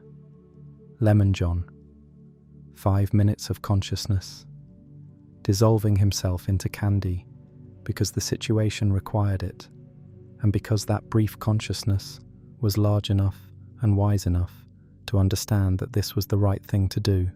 In the dead worlds, Lemon John has those 5 minutes. He exists in whatever form the dead exist in, with those 5 minutes as his entire experience of having been alive. He was a good person for 5 minutes, and then he died. And he is in the dead worlds with that. "Happy birthday, Lemon John," Finn said, and the episode moved on. Shoko. She died in the radioactive river's aftermath, under the tree sapling that would become Finn's treehouse, holding the amulet she stole from the woman who was kind to her. She is in the dead worlds with that memory. The woman who gave her an arm and a safe place, and the choice she made to steal from her anyway, and the consequences of that choice. Hundreds of years passed while her skeleton fed the tree, and then Finn, her reincarnation, found the skeleton and gave the amulet back. Does Shoko know this happened? The dead worlds and the living world are not shown to be in communication in any consistent way. But if the dead retain awareness of their history, Shoko knows that her debt was eventually paid by herself in another life, without knowing it was a debt. The first candy people who were turned into monsters, they were presumably mortal. They lived their monster lives, however long those lives were, and died. They are in the dead worlds, with the memory of having been turned into monsters by the person who created them, because they had the autonomy to resist her. They are in the dead worlds, with the full understanding of what happened to them and why. And they have had whatever time the dead worlds allow for that understanding to settle. There are, presumably, dead Gumball Guardian children. The Gumball Guardians, the enormous stone beings at the Candy Kingdom's gate, are different from the Gumball Guard robots. They are ancient, created before the Gumball Guard, part of the original Candy Kingdom defense. The vault shows them being built during the early construction period, with Shoko and Bubblegum working on them together. The Gumball Guardians are not organic. They may be effectively immortal, but if they are not, if stone giants can die, they are also in the dead worlds, also waiting. The question of whether all of this is somehow accessible, whether the dead worlds have some equivalent of record keeping or memory storage, is one that, together again, opens without fully answering. Finn finds Jake in the dead worlds. They navigate the hierarchy of dead worlds together. The show treats the dead worlds as a place with geography and rules, and the possibility of meaningful action within them, which means they have infrastructure, which means there is, in principle, somewhere in that infrastructure, the complete accounting of everyone who has ever died in Oo, with their memories and their stories and their understanding of how they died. The dark lore of the dead worlds is not death itself. Death in Adventure Time is not erasure, it's a change of address. The dark lore of the dead worlds is the implication that all the costs the Candy Kingdom paid, all the beings whose lives or deaths were consequences of Bubblegum's choices, are in the dead worlds with their memories intact. The murdered Gumball Guard, the people Bubblegum ate, the first generation turned into monsters. They are there, not gone. There. Major expansion. The specific texture of every villain. The show made you feel sorry for. Adventure Time is unusually committed to making you feel sorry for its villains. Not in a redemptive arc way necessarily, not always through the villain becoming good, but in the specific way of showing you enough of their interior life that the villainy becomes comprehensible as a human response to something real. The Ice King is the most famous example, and we've covered it extensively on this channel. But let me go through the others. Flame Princess. Not a villain in the traditional sense, but introduced as a threat. A being of fire whose touch is lethal, who was imprisoned by her own father for being chaotic evil, who the Flame King describes as evil like a newborn star, volatile and striving to burn down the world.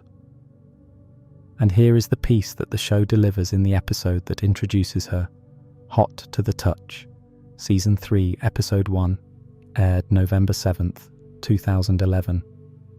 The Flame King imprisoned his own daughter because the Fire Kingdom's politics required it.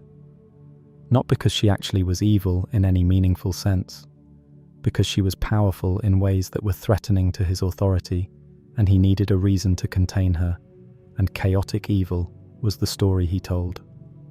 Flame Princess grew up in a lantern, alone, in a lamp, told she was dangerous, told the outside world was dangerous for her. She was isolated, and then she was released, and she had no framework for navigating a world she'd never been allowed to inhabit. Everything she did in her early episodes that read as threatening was the behavior of someone with no socialization and a nature that produced flames in response to strong emotion. She was not evil. She was unsocialized and powerful, and had been told her whole life that she was a danger. Her eventual therapy, learning to channel her flames into art and expression rather than uncontrolled burning, is one of the more optimistic arcs in the show. But the Flame King's imprisonment of her, the years of isolation, the specific cruelty of telling a child that they are inherently dangerous and keeping them in a lamp as a result. This is presented by the show as a political calculation by an insecure ruler, not a necessary protective measure. The dark lore of Flame Princess is that she was imprisoned by her father to protect his power, and she spent her formative years being told the lie of her own dangerousness. The Flame King is still the Flame King when we leave him. He's not punished for this. The Fire Kingdom continues. His daughter left and built a life elsewhere and eventually forgave him, approximately, in the way that children of bad parents often arrive at a complicated forgiveness that is about their own peace rather than the parents deserving of it. The Lich we've covered. But let me add one piece. The Lich's relationship to the beings he possesses, specifically Princess Bubblegum. After she is possessed and recovered, and after she is rebuilt from fragments and comes back younger, the show has her continue. She deals with the aftermath of having been possessed by the embodiment of cosmic extinction. She was inside her own body, while the Lich was inside her body. She was there for whatever it did while wearing her. And then she came back and she was 13 and she had a kingdom to run, and the show moved on. What did that experience do to her? The show doesn't ask.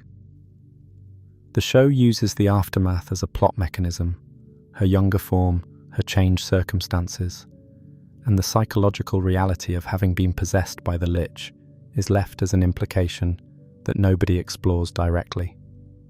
But she was possessed. The most powerful ruler in U, the being who built the most sophisticated kingdom in the world, was briefly a vehicle for the force that most wants to end everything she built.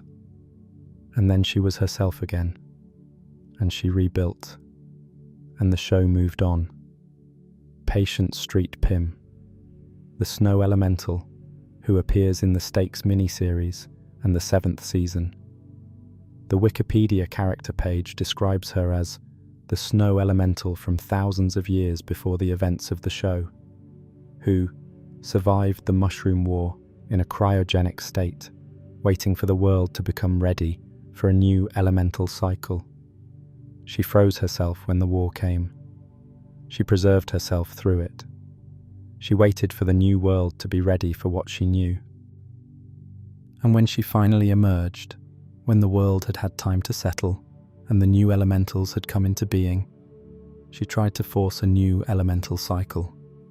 She tried to accelerate what she believed was natural destiny. She believed that what she was doing was the right thing. She was wrong in the ways she acted it out. But she waited thousands of years alone in ice, believing she was doing the right thing. And when she finally had the chance to do it, she botched it. The dark law of Patient Street. Pym. She is someone who made a sacrifice. The thousands of years of isolation, the cold sleep through the end of the world. And when the sacrifice was over and she had the chance to act, the world had moved past the moment where her action would work. She was doing the right thing for the wrong time. She waited too long, and the world changed, and she was still her old self in a new world, and the thing she believed she was supposed to do no longer fit the shape of what was needed. This is a specifically human kind of tragedy. The person who prepared for something their whole life and then arrived at the moment and found the preparation was for a different version of the moment than the one that actually came. She's alive. Somewhere, presumably, in the post-finale world of U. With the knowledge of what happened when she finally acted. With the understanding that she waited thousands of years and still got it wrong.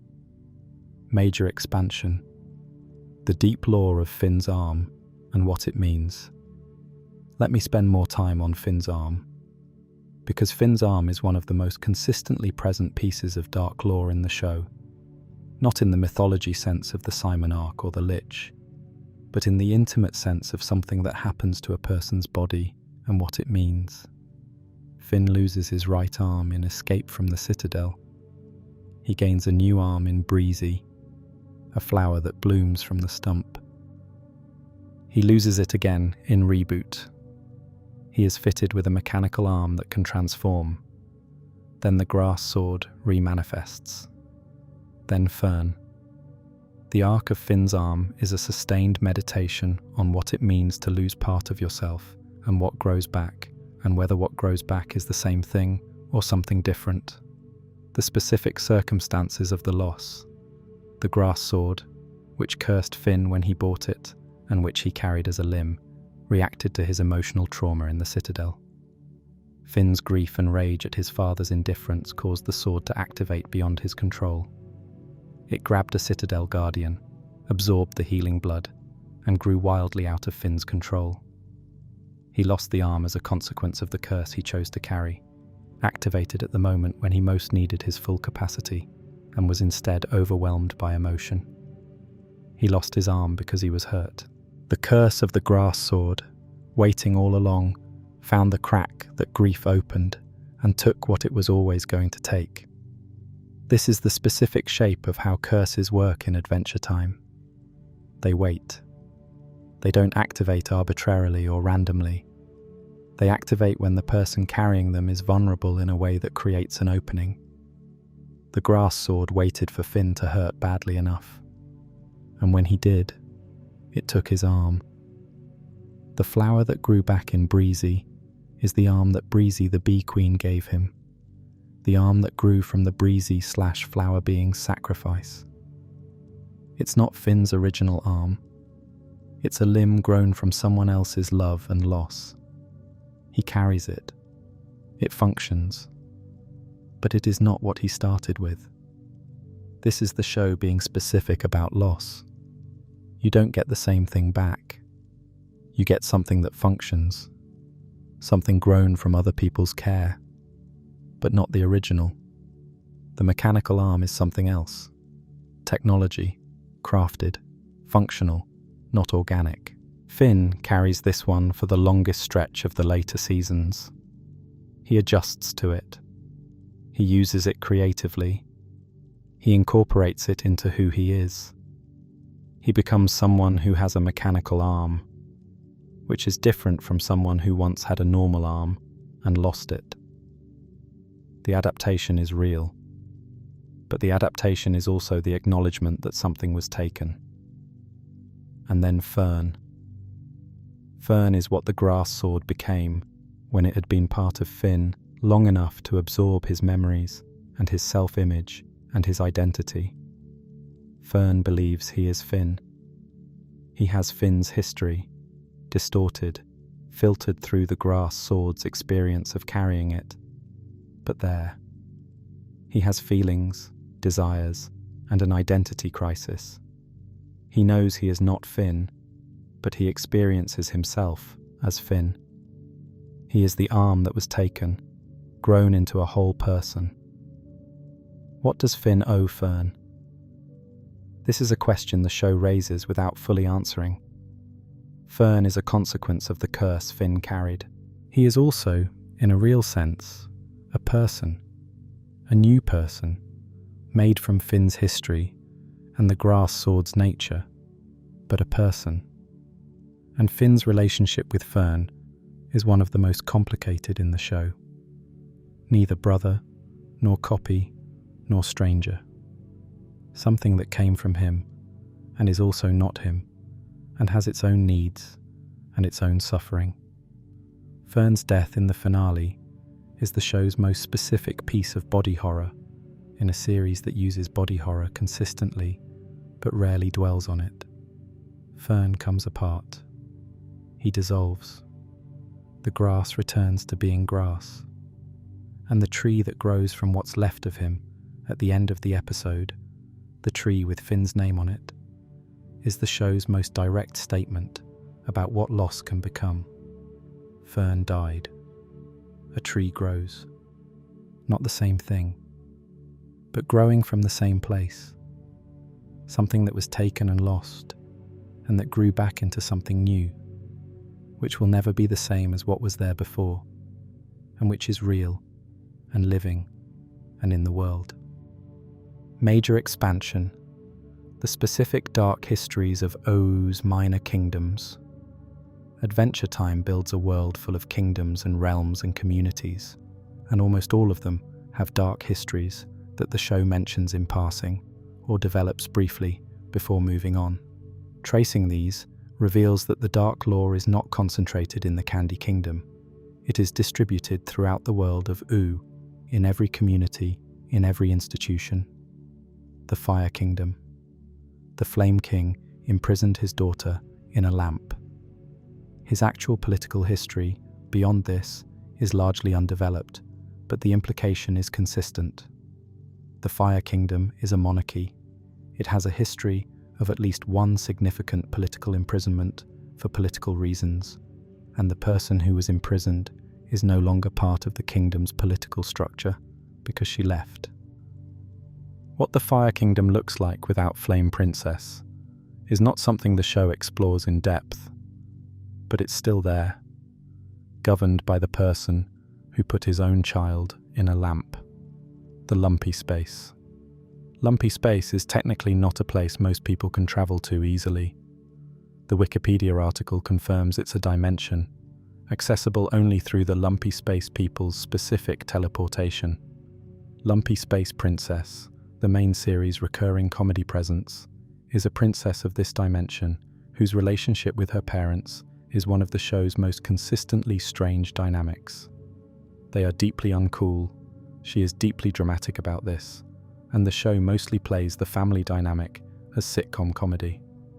But the Adventures Time reviewed blog notes that LSP's fundamental selfishness and her inability to consistently act on her own better impulses are character traits the show tracks with some consistency. She is not simply a comedy stereotype.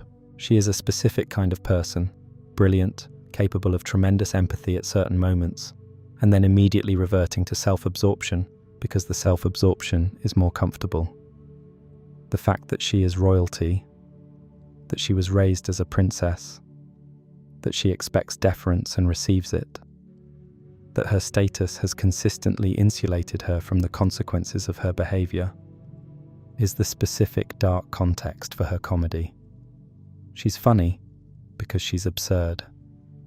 She's also a portrait of what it looks like to grow up in a context where consequences don't consistently reach you. The Breakfast Kingdom.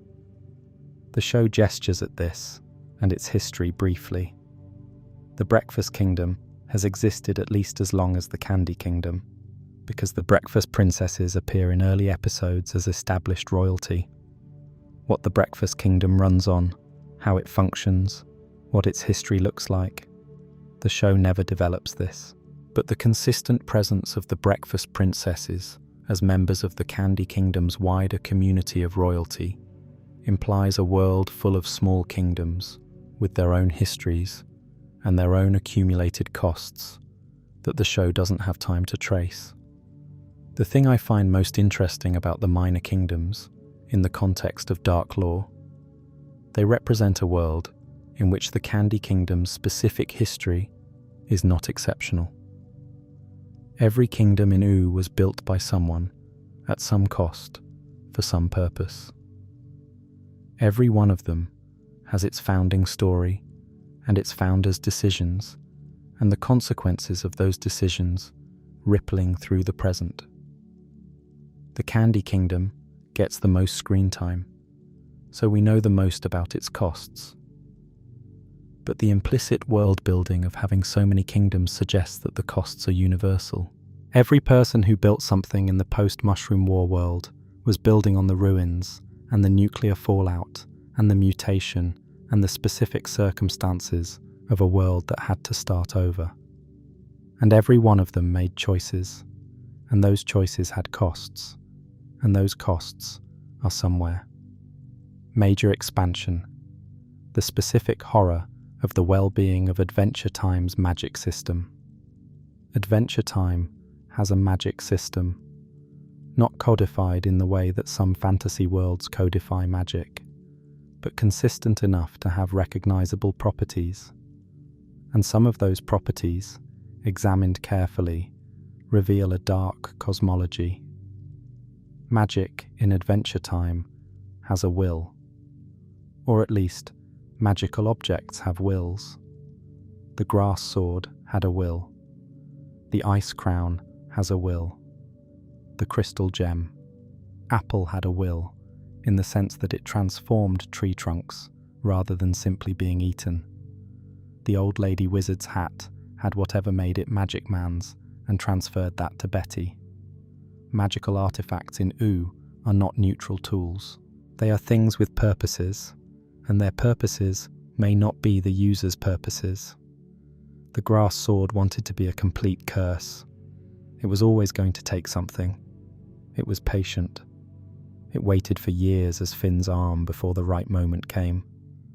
But it always had the specific orientation of a thing that intended to complete its function. The function was a curse. The curse was going to execute. The only question was when. The ice crown wanted to teach its wearer the secrets of the ice and snow. The Adventure Time. Wiki confirms this as the crown's stated purpose. It teaches. The teaching process involves consuming the teacher. The crown absorbs its wearers because the absorption is part of the teaching process. Simon was not incidentally consumed by the crown's magic. The consumption is the mechanism by which the teaching happens. The crown absorbs you, and you become part of it, and the ice and snow secrets are in you, and you are in the crown. This is not a curse in the conventional sense. It is a pedagogical process with catastrophic side effects for the student. The crystal gem. Apple transformed tree trunks. The apple's transformation power is not incidental. It is the apple's function. Something in the crystal dimension encoded into the apple the property of giving whoever ate it enormous power within that dimension. The apple was designed, in some sense, to do what it did. The question is, designed by whom and for what purpose? The crystal dimension is a place where magic is ambient and where powerful beings have existed for a long time. The crystal gem.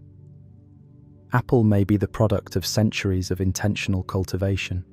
Someone grew an apple that would transform whoever ate it, placed it in a dangerous forest, and waited. Tree trunks found it. Tree trunks ate it. The apple did what it was designed to do. The specific dark implication of this reading. The magical artifacts in Adventure Time that cause the most harm are not accidental. They were made. Someone made the grass sword's curse. Someone made the crown's teaching through consumption mechanism. Someone grew the crystal gem apple. These things exist because someone put them in the world with specific properties. And then those properties interacted with people. With Simon, with Finn, with tree trunks, in ways that had enormous consequences. Who made these things? The show doesn't always say.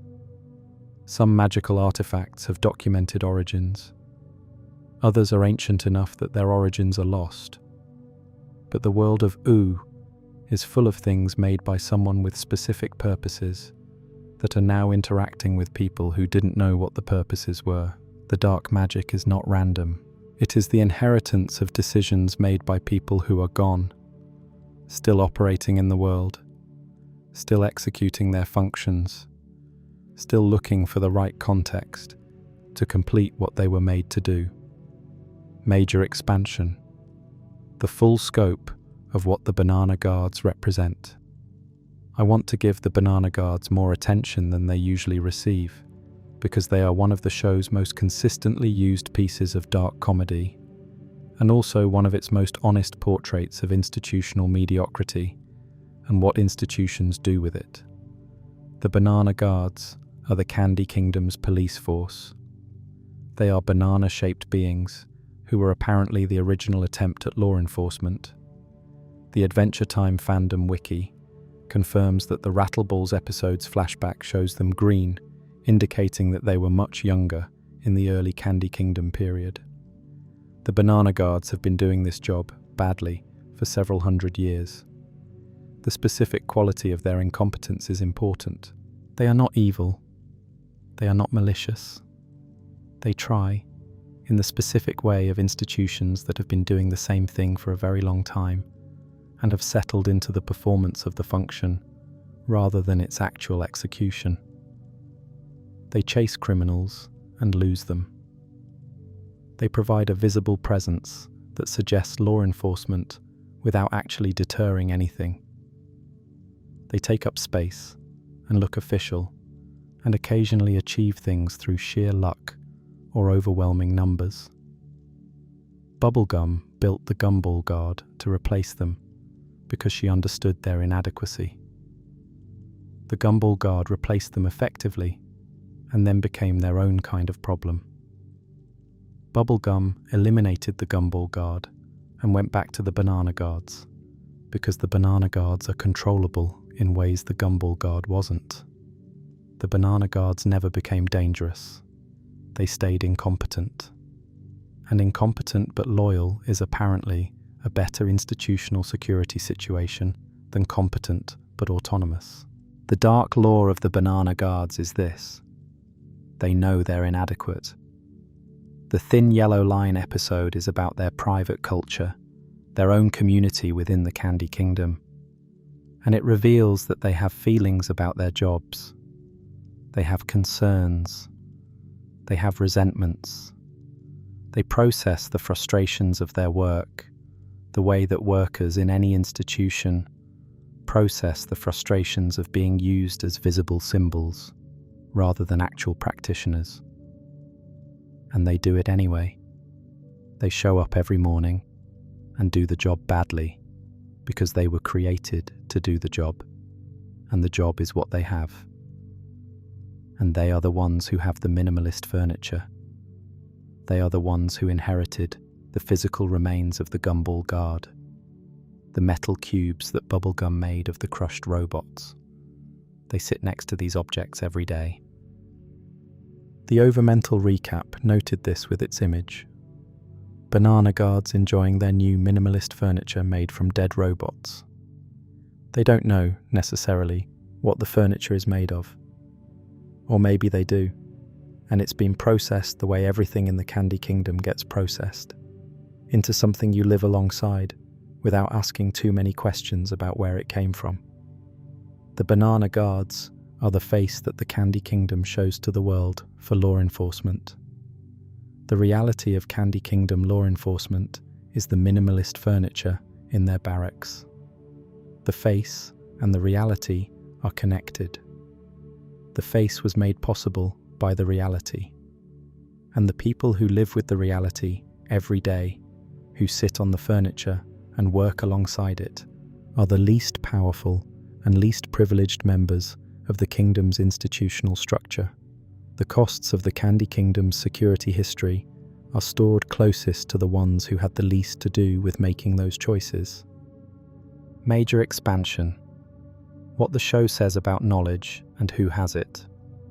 One of the structuring principles of Adventure Time's dark lore, which I haven't named explicitly enough, is the distribution of knowledge. Who knows things? Who doesn't know things? What happens when the wrong people have the knowledge or the right people lack it? Bubblegum knows everything, or as close to it as a person can be. She is 800 years old. She has been present for almost every significant event in the Candy Kingdom's history. She designed the systems. She made the choices. She has the full picture. The Candy people know almost nothing. They were designed not to retain the kind of sustained critical engagement that would turn knowledge into inquiry. They have the information. The Banana Guards know about the first generation being turned into monsters. They know about the Rattleball's execution. They gossip about Neddy, but they don't do anything with it. The knowledge is in the system. The system doesn't use it. Finn and Jake are in between. They learn things episode by episode, revelation by revelation. The show tracks their learning alongside the audience's. We discover the dark lore when they do, or sometimes slightly after they do. Their gradual understanding of what the Candy Kingdom actually is, and what Bubblegum actually did, is the dramatic spine of their relationship with her. Every revelation changes slightly how they see her. By the finale, they have enough of the full picture to understand who she is. Not a villain, not a simple hero. Someone who made choices, who made specific choices, who lives with those choices, and with the people they affected. Marceline has the longest view of anyone except Bubblegum herself. She has been alive for 1,000 years. She has seen the Candy Kingdom grow. She was there in the early period. She knew Bubblegum before the Candy Kingdom was fully formed. She knows things about Bubblegum's history that nobody else knows, because she was present for pieces of it. And she chose to stay. She chose to be in a relationship with someone whose history she knew. That choice, knowing the history and staying anyway, is the most informed version of love in the show. It is not blind. It is not ignorant. It is Marceline, with 1,000 years of context, looking at Bubblegum with full knowledge of what Bubblegum has done and choosing her anyway. That's different from naivety. That's something else. The dead worlds have the knowledge of everyone who died. All of it. The Gumball Guard knows how they died. Shoko knows what she did. Lemon John knows his 5 minutes. Gumball knew, in his centuries as Punch Bowl, something. The show implies that the formula preserves some dim awareness of having been someone else. The dead worlds are the ultimate archive of the Candy Kingdom's costs. Every choice that produced a death is documented there, in the memories of the beings who died. The kingdom runs above this archive, cheerful and compliant, and nobody asks what's in it. Who has access to the Dead World archive? Death. New Death. Prismo, who can see all timelines, probably has access to the full scope of it. The Lich, who wanted to fill the dead worlds by emptying the living ones, understood that it was there. These cosmic entities know what happened. They have the records, and nobody asked them. Nobody in the show sits down with death and says, "Tell me about the Gumball Guard. Tell me what happened to the first Candy people. Tell me what Shoko remembered in her last moments." The archive exists. The show built it into the cosmology, and nobody reads it. This is the show's deepest structural commitment to the dark lore. It exists. It is documented. It is real and preserved and in the world. And the world continues without engaging with it. The Candy Kingdom is built on things that are preserved in the dead worlds as memories, and in the Banana Guard barracks as furniture, and in the basement as a dragon's trauma-induced secretions, and in the radioactive river as contamination. All documented, all real, all ignored. And the colours stay warm because the world needs them to stay warm. Because you cannot run a kingdom on what's in the archive. You can only run it on today. That's the final dark lore. Not any secret or revelation. The dark lore is that the archive exists and is full, and nobody reads it. The costs are real and preserved, and nobody asks about them. The kingdom holds, because the kingdom decides to hold. The candy colours stay warm, because the candy colours always stay warm. And underneath everything, the river runs. Major expansion. the specific dark nature of every major location in O. I want to trace the dark lore of specific locations in O with the same attention I've given to the Candy Kingdom, because every major location in the show has its own version of this.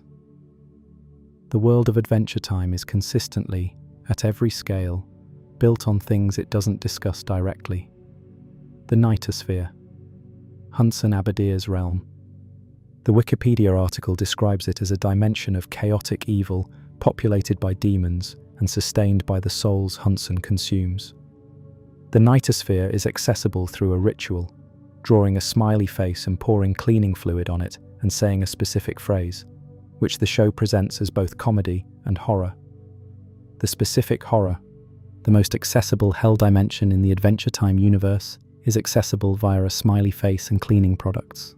The barrier between the ordinary world and the realm of soul-consuming demons is a cleaning supply aisle and the right incantation. What is the Nightosphere made of? The demons who live there are beings who subsist on suffering and chaos. The Adventure Time. Wiki establishes that Hunson consumes souls. This is his literal diet.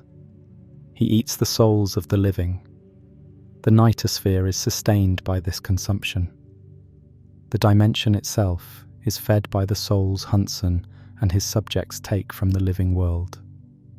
This is a specific cosmological claim. There is a hell dimension next door to U, whose existence depends on ongoing depredation of the living world's population. It has always been there. It will always be there. You can get there with cleaning supplies. Marceline grew up partially connected to this dimension through her father. She is half demon. The Nightosphere is literally half of her origin. She carries it with her, not in a metaphorical sense. Her demonic biology, her ability to survive without sunlight, which predates the vampirism, her specific powers, all of these derive from her Nightosphere heritage. She is, in the most specific sense, the daughter of the dimension that consumes souls. And she is also the woman who sang the Fry song and kept a stuffed bear for 1,000 years and made sure the people she protected had soup. Both things. Always both things. The land of the dead. We've talked about the dead worlds as a cosmological fact. Let me talk about what they actually look like from the inside, based on the episodes that visit them. Death in Bloom shows the land of the dead as a purple, surreal landscape governed by Death's personal aesthetic preferences. It is not torment. It is not punishment. It is a place where the dead exist in a form that retains identity. They are recognizably themselves. They can be communicated with. They have whatever state they were in when they died. Death manages it the way a bureaucrat manages a filing system. It exists, it is maintained, it has rules. Together Again shows us a more complex version. The dead worlds are multiple levels, hierarchical, with different planes corresponding to different states. The newly dead arrive at one level. Those who have been there longer are elsewhere. The hierarchy is not moral. It's not punishment and reward. It's something else.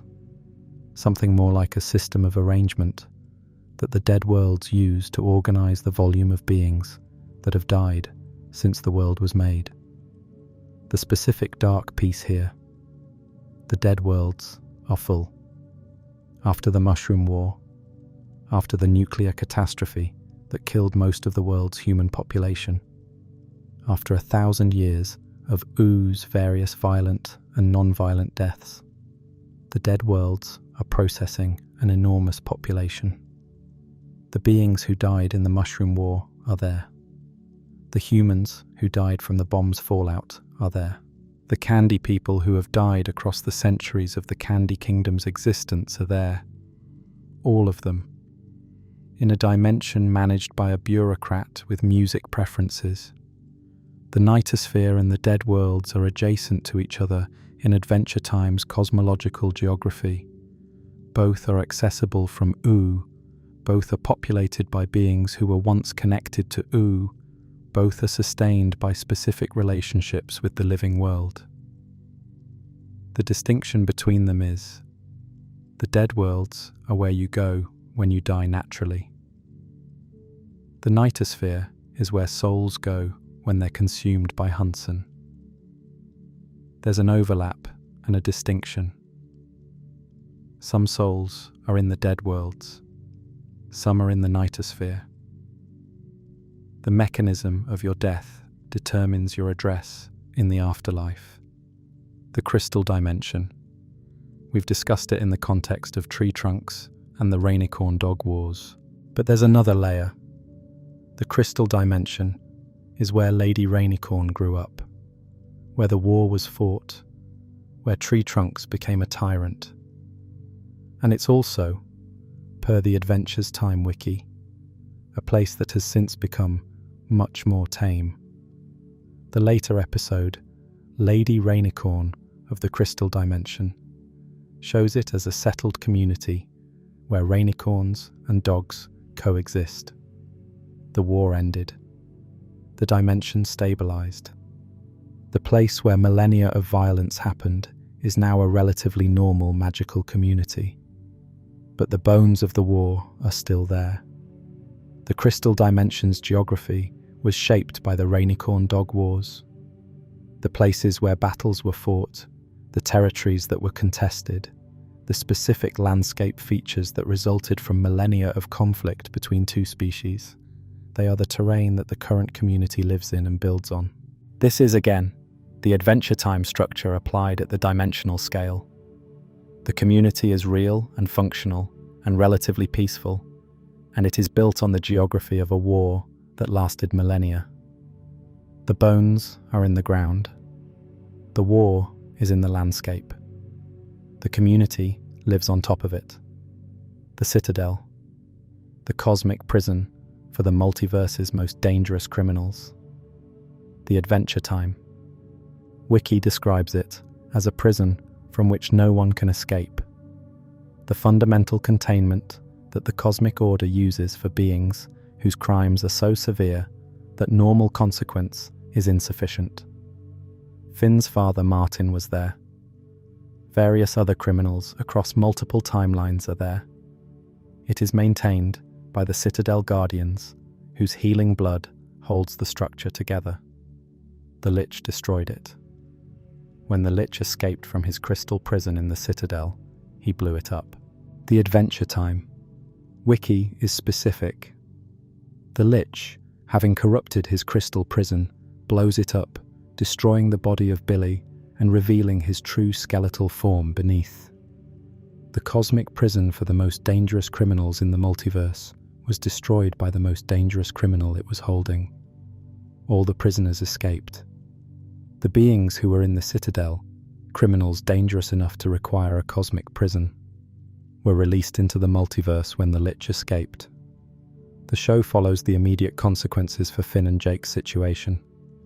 It does not track the wider consequences of releasing an unknown number of the multiverse's most dangerous beings into the general population. Those consequences exist. The show doesn't have time to explore them. But the structure implies whatever was in the Citadel is now out. Prismo's time room. The one place outside time where wishes of world-altering scope can be granted. Prismo was killed by the Lich. This is established in the show, and is another consequence of the Citadel incident. He was revived. But the brief death of Prismo, and the subsequent revival, created a specific window during which the universe's primary wish-granting capacity was offline. What happened during that window? Were there wishes that couldn't be granted? Beings who needed Prismo and found him unavailable? The show doesn't say. The time room is a point of enormous cosmic significance, and it was briefly unoccupied. The implications of that are left as implication. The Badlands, referenced in passing throughout the series as a dangerous region outside the main settled areas of Oo. The Adventure Time wiki establishes various monsters and dangers that live there, What is the Badlands' relationship to the Mushroom War? The dark lore implication. The Badlands are the areas too contaminated or too dangerous to settle. The regions where the nuclear fallout was most severe, where the mutation went furthest, where the beings who emerged from the catastrophe are the most distorted. The Badlands are the Candy Kingdom's mirror, the places where the post-nuclear mutation produced not candy people and cheerful kingdoms, but landscapes that even the post-apocalyptic world finds too dangerous to inhabit. The Badlands are Oo's reminder that the mutation that produced the Candy Kingdom also produced things that cannot be domesticated. The Mothergum's mutation was benign. It produced consciousness and community, and eventually a kingdom. Other mutations produced other things. The Badlands are those other things, living in the places too hostile for anything else, existing as the world's undomesticated edges. Major expansion. The specific horror of the Jake situation. Jake's origin story is one of the show's most quietly disturbing pieces of dark lore, and it's presented so matter-of-factly, with such good humour, that its implications are easy to miss. Let me spend real time with it. Joshua and Margaret Investigations is the Season 5 episode that reveals Jake's origins. The Wikipedia article on Jake the dog describes it. When Joshua and Margaret, Finn and Jake's parents, were on an investigation, Joshua was bitten by a shape-shifting, otherworldly entity. Joshua, infected by the creature's venom, subsequently birthed Jake from his head. A supernatural entity deposited something in Joshua's wound, and that something grew inside Joshua's skull until it erupted outward as baby Jake. The Adventure Time. Reviewed Blog's coverage of this episode focuses on the comedy and the genuine warmth of the story, because it is genuinely warm and funny. But the dark lore underneath, Jake is the biological offspring of a supernatural creature whose nature is shape-shifting and whose method of reproduction involves infecting living hosts. Jake was born from his father's head because something wanted to reproduce, and his father was the available vessel. Joshua didn't choose this. He was on a case. He was investigating something that bit him. He was infected. And then his son was born from his head. Jake is the consequence of an infection his father received on the job. And he has lived this whole life and done all this good and loved all these people and been one of the show's primary moral presences. And all of it comes from an infection that a supernatural shapeshifter deposited in his father's skull during a criminal investigation. Jake's powers, the shape-shifting, the ability to become any size and any shape, to stretch and morph and transform, are the genetic inheritance of the thing that infected Joshua. Whatever the supernatural entity was, its biology included the ability to reshape matter at will. Jake inherited this. He uses it entirely for good, for adventure, for protecting Finn, for making elaborate sandwiches, for carrying his children when they need carrying. But the powers come from something that reproduced by infecting people. The origin of Jake's most characteristic feature is the biological residue of a thing that used his father as a host. Joshua and Margaret raised Jake. They loved him. The episode, Joshua and Margaret Investigations, shows this clearly. When Joshua is infected and the thing is growing in his head, the couple is frightened, but also tender. They wait. They prepare. When Jake emerges, they receive him as their son. The love is not complicated by the origin. They chose it. They raised him. But Jake's brother Jermaine is also Joshua and Margaret's son, their biological son, not born from an infection. The relationship between Jake and Jermaine is one the show develops briefly across a few episodes. Jermaine has spent his life managing the inheritance their parents left, dealing with the demons their father had obligations to, while Jake went off on adventures. The resentment is there. The show doesn't fully develop it, but the specific shape of what Jermaine experienced is his brother, the supernatural being born from an infection, went off to have adventures and a relationship and a family, while the biological son managed the actual consequences of their parents' life. The supernatural being got the freedom. The human son got the obligations. There's also the future. The Adventures Time wiki entry on Jake's family mentions that Charlie and Kim Kil-1 have offspring with one of them, Gibbon, who becomes a tyrant 1,000 years later. Jake's descendants produce a tyrant. The hero and his magical shape-shifting powers and his love and his sacrifice. 1,000 years down the line, one of the lineage he helped produce becomes a tyrant. Not because Jake failed, not because his love was insufficient, just because lineages are long and the future is long, and in the vastness of 1,000 years, one person with power can choose badly, regardless of what their ancestors chose. The show is not harsh about this. The future sequences in which Gibbon appears are brief and presented as context rather than condemnation. But the implication is there. Even the most loving, most capable, most heroic life does not guarantee what the lineage will eventually produce. Even Jake's lineage produces a tyrant eventually, because lineages are long, because power is passed down, because the future has no obligation to honor what the past built. Major expansion, the full depth of the Mushroom War and what it made. We've talked about the Mushroom War in the context of Simon and the Lich and the nuclear river under the Candy Kingdom, but I want to trace it more fully, because the Mushroom War is the event that made the world of Adventure Time, and what it made is simultaneously beautiful and built on enormous cost. The Mushroom War ended civilization. Wikipedia's Adventure Time page describes the world of Ooo as existing approximately 1,000 years after a major nuclear war, and the show's own evidence consistently supports the nuclear reading. The craters, the fallout shelters, the specific mutations that look like radiation damage, Simon's references to the bomb, the timing of the Ice King's transformation coinciding with the war. What the war cost, essentially all human life. The humans who survived gathered into communities the island Finn eventually finds, or scattered into isolation. The world's dominant species was effectively eliminated. The cities they built were left as ruins for the new species to colonize. The technology they developed became artifacts for the post-apocalyptic world to find and trade, and occasionally fear. What the war made. Ooo. Every living thing in Ooo that is not a human is a product, directly or indirectly, of the war's aftermath.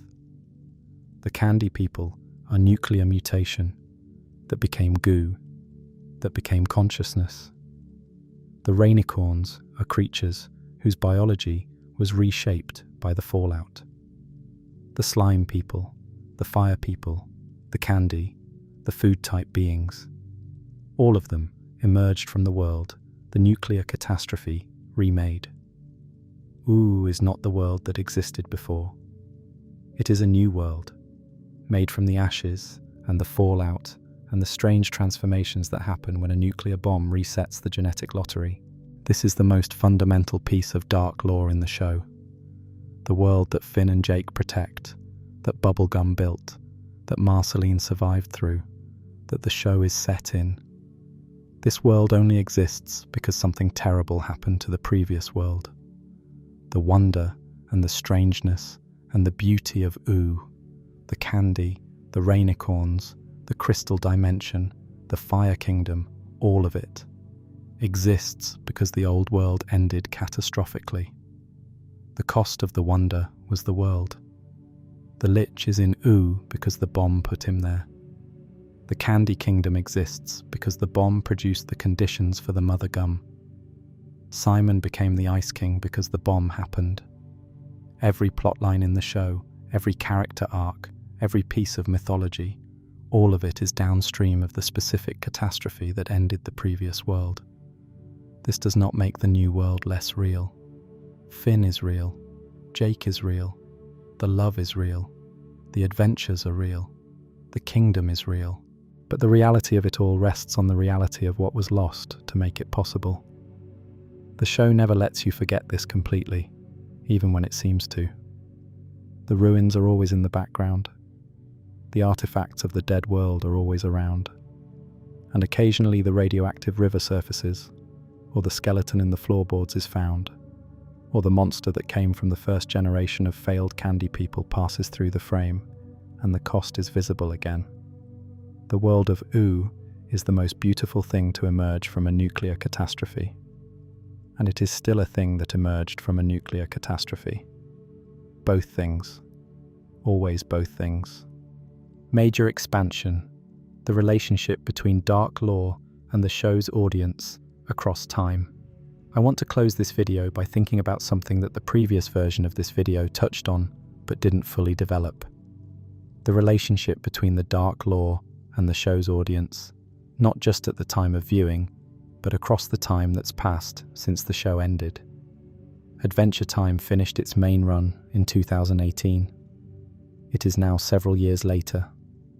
The children who watched it when it first aired are adults. The teenagers who watched it in the middle seasons are in their late 20s. The adults who discovered it at any point in its run have had years to return to it, to rewatch, to process what they saw at different stages of their lives. And the dark lore looks different depending on when you first encountered it and who you were at the time. A 12-year-old watching Princess Cookie in 2012 may have registered it as an episode about a sad cookie who wanted something he couldn't have. A 20-year-old watching it now can name what they're seeing more precisely. A person denied access to their own identity by a well-meaning authority, who spent their life in crisis as a consequence, who found peace in circumstances that are not what peace is supposed to look like. The episode is the same. The viewer is different. The dark lore becomes more visible with more life experience to press against it. A teenager watching the Lemongrab arc as it aired, episode by episode across seasons 3 through 5, got a slowly building portrait of what neglect produces. An adult watching it in a weekend rewatch gets the full arc compressed, and the compression makes the escalation more visible. The lonely Lemongrab, who is just trying to understand why the candy people don't love him. Who becomes the isolated tyrant running an illegal fighting ring. Who eats his twin brother. The arc is there in the episodes. The audience's capacity to hold the full arc in mind at once increases with age and familiarity. The dead worlds take on different significance, depending on how old you are when you encounter them. The adventure's time. Wiki's description of Together Again, Finn and Jake reunited in the afterlife after both have died, lands differently for a 12-year-old and a 30-year-old. At 12, it's adventure and reunion, and a heartwarming conclusion. At 30, it's also a specific image of what friendship looks like across a whole human life. Two people who were there for each other from childhood to death, who found each other even on the other side. The show trusted that the audience would grow. It trusted that the dark lore would become more visible as its audience developed the experience to see it. It was making a long-term investment. The things it built in 2010 and 2011 would pay out more fully in 2020 and 2025, as the people who watched it as children became adults and came back with new eyes. This is one of the things that distinguishes truly lasting art from entertainment that serves its moment and fades. Truly lasting art contains more than you can see at any given age. You come back to it at different points in your life and find new things that were always there, that you couldn't access before because you didn't have the experiential vocabulary. The dark lore of Adventure Time was designed for this, whether consciously or intuitively. It would be fully visible only to people who had enough life experience to recognize what they were seeing. Baby snaps in his cell with his crown. You see it as a child, and it's sad. You see it as an adult, and you recognize the specific quality of the peace he's found. Not the peace of having gotten what he wanted in the terms the world offered, but the peace of having defined himself in the only terms available to him and lived in those terms completely. That's a harder peace to achieve than the obvious kind, and you can only recognize it as a viewer if you've encountered enough of your own situations where the obvious terms weren't available and you had to figure out what the non-obvious terms were. The dark law grows with you. That's the final thing I want to say about it. It was always there. It was always in the frame. And every time you come back to the show, at a different age, with a different set of experiences, with a different capacity for recognizing what you're looking at, it gives you more of itself. It has been waiting. The candy colors are warm because they are warm, and the dark law is real because it is real. And the show trusted you to come back, again and again, until you could see all of it. Thank you for spending this time with me tonight. This one was a long one. It deserved to be. Adventure Time deserved this treatment, and I hope that somewhere in the many hours of this video, something landed that you hadn't fully processed before. That's what the show was always trying to give you, something you hadn't fully processed yet. If you haven't subscribed, please do. It keeps us making these and means more than I can say properly. The next video will be here when you're ready, and if you can't sleep, if you're lying there thinking about the robots that faced the wall and were told not to peek, or Cinnamon Bun, who was someone else for centuries, or Baby Snaps in his cell with his crown. That's right. That means the show did what it was always supposed to do. Good night. Major expansion. The specific horror of what each candy person experiences. I want to do something I haven't done yet in this video, which is try to imagine the Candy Kingdom from the inside. Not from Bubblegum's perspective, not from Finn and Jake's perspective, but from the perspective of a candy person living their life in this kingdom. Because the dark law of the Candy Kingdom looks different when you inhabit it rather than observe it. You are a candy person. You were made, not born. You emerged from Bubblegum's candy life formula at some point in the last 800 years. You have no memory of not existing. You have memories from your first moment of consciousness, whenever that was, and everything before that is simply not there. This is normal. All the candy people are like this. You don't find it disturbing, because you were designed not to find it disturbing. You live in the Candy Kingdom. You work. The show establishes that candy people have jobs, participate in the economy, have social lives and friendships, and sometimes romantic relationships. You have feelings. You experience joy, which is your most accessible state, and occasional fear, which is dangerous. You know, in some way you've been told rather than discovered that fear can kill you. The instructions were probably framed as a warning. Be careful. Excessive fear is dangerous. You heard this and accepted it the way you accept everything, cheerfully, without lingering on what it means that your own emotional responses can kill you. You have seen Princess Bubblegum. You have probably interacted with her. She is warm and present and genuinely cares about you. This is visible in how she engages, in the attention she pays to the kingdom's needs, in the way she shows up during crises. You love her. This is also designed, but it doesn't feel designed from the inside. From the inside, it feels like recognizing something true. Here is the person who keeps us safe, and we are grateful. And the gratitude expresses itself as love. You do not know about the first candy people. You have heard rumors. The banana guards know about it, and rumors circulate. but you have never thought about it very hard. It is a story about long ago. It doesn't seem relevant to today. You move on. You do not know about Gumbald, Lolly, and Chicle. This is possible. If you were created before the 9th season's revelations, you don't know that Cinnamon Bun and Mr. Cake used to be someone else. If you were created after, and the kingdom had public knowledge of this, you might know. But the show implies that this information was not widely publicized. The kingdom continued. The people who were restored to themselves went to war with PB. It resolved. The kingdom continued. How much of this is common knowledge, and how much is carefully managed information, is not specified by the show.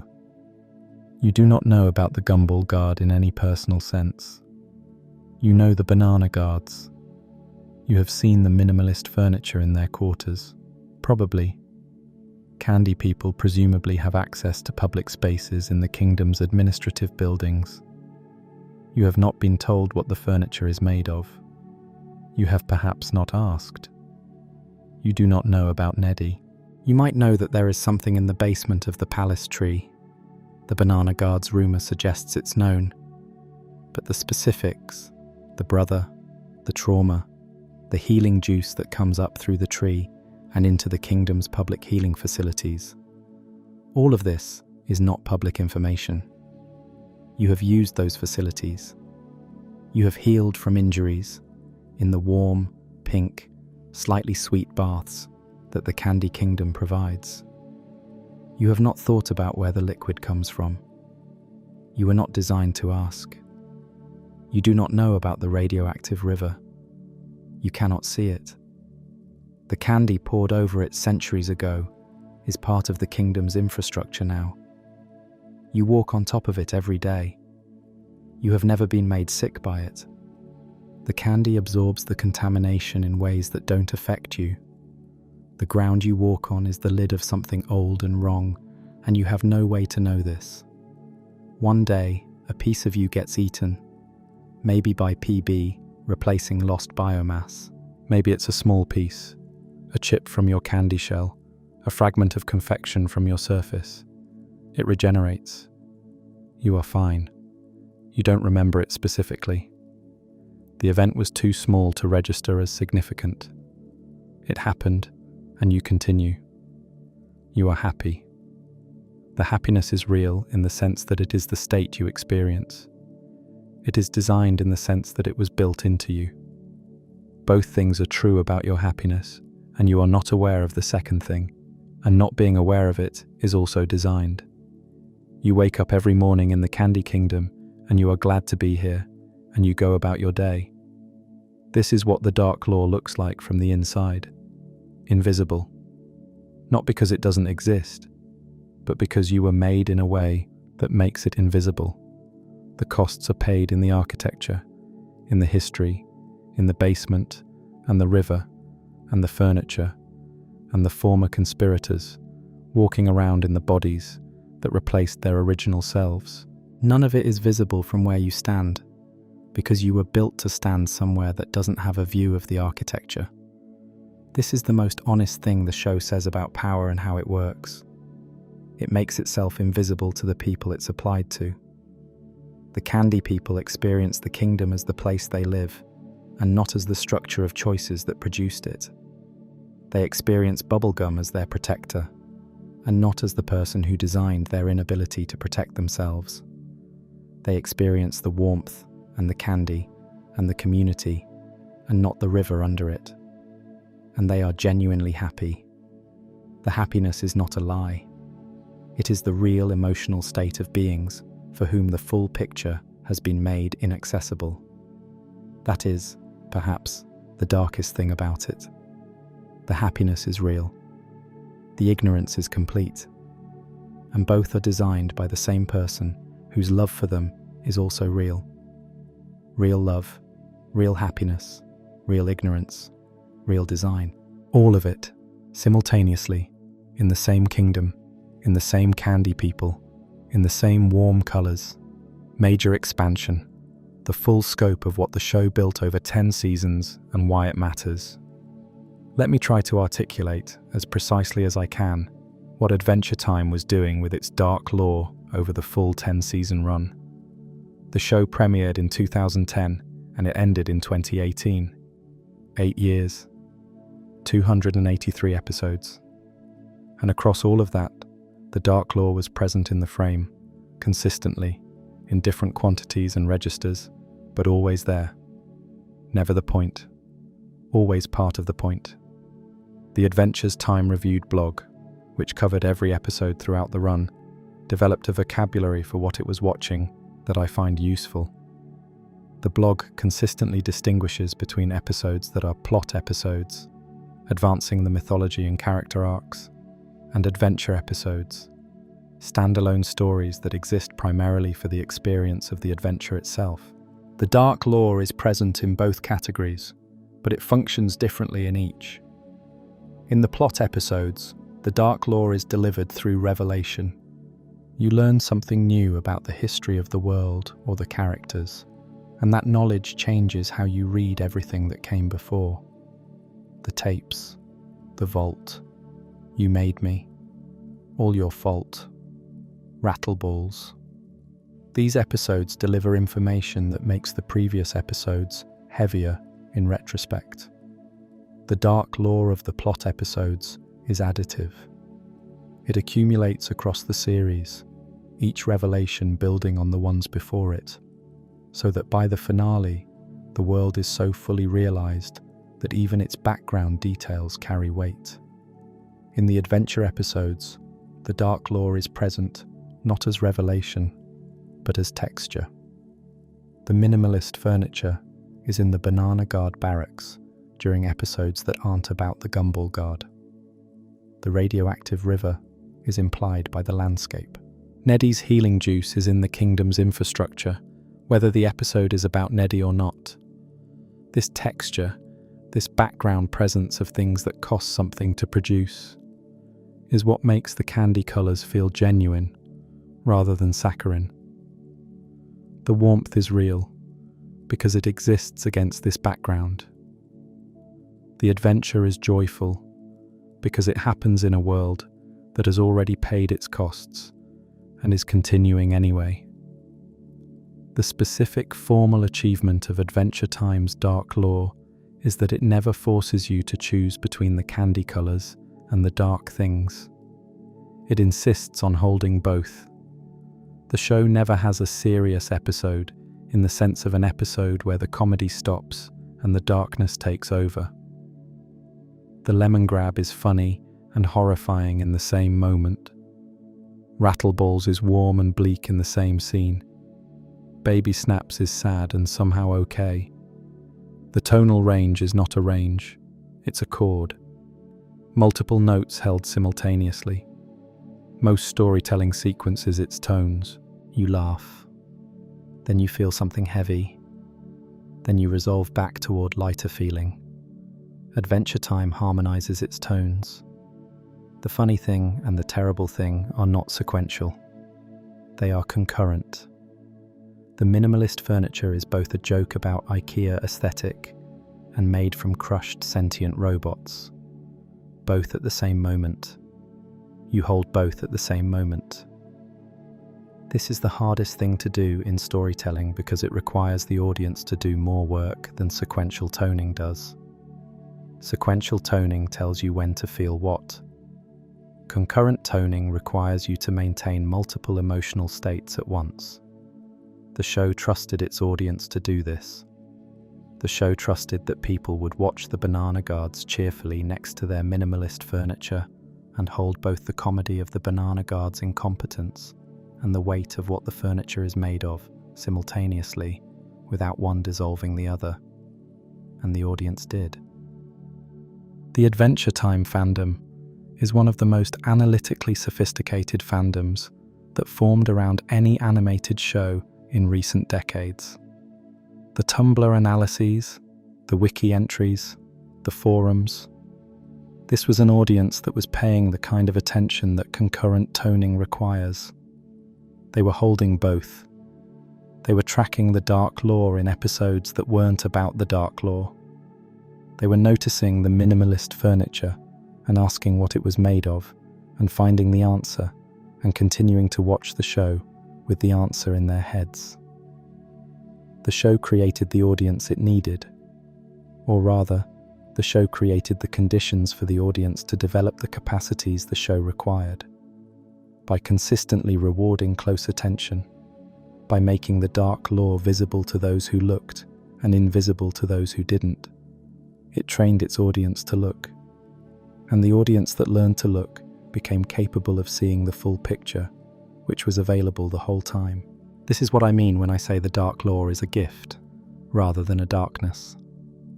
The show was giving its audience something that would be more fully accessible as they developed, giving it in the background of episodes that were also excellent for other reasons, trusting that the investment would pay out eventually, that the minimalist furniture would eventually be understood, that baby snaps in his cell would eventually be recognized, that the radioactive river under the candy would eventually be visible.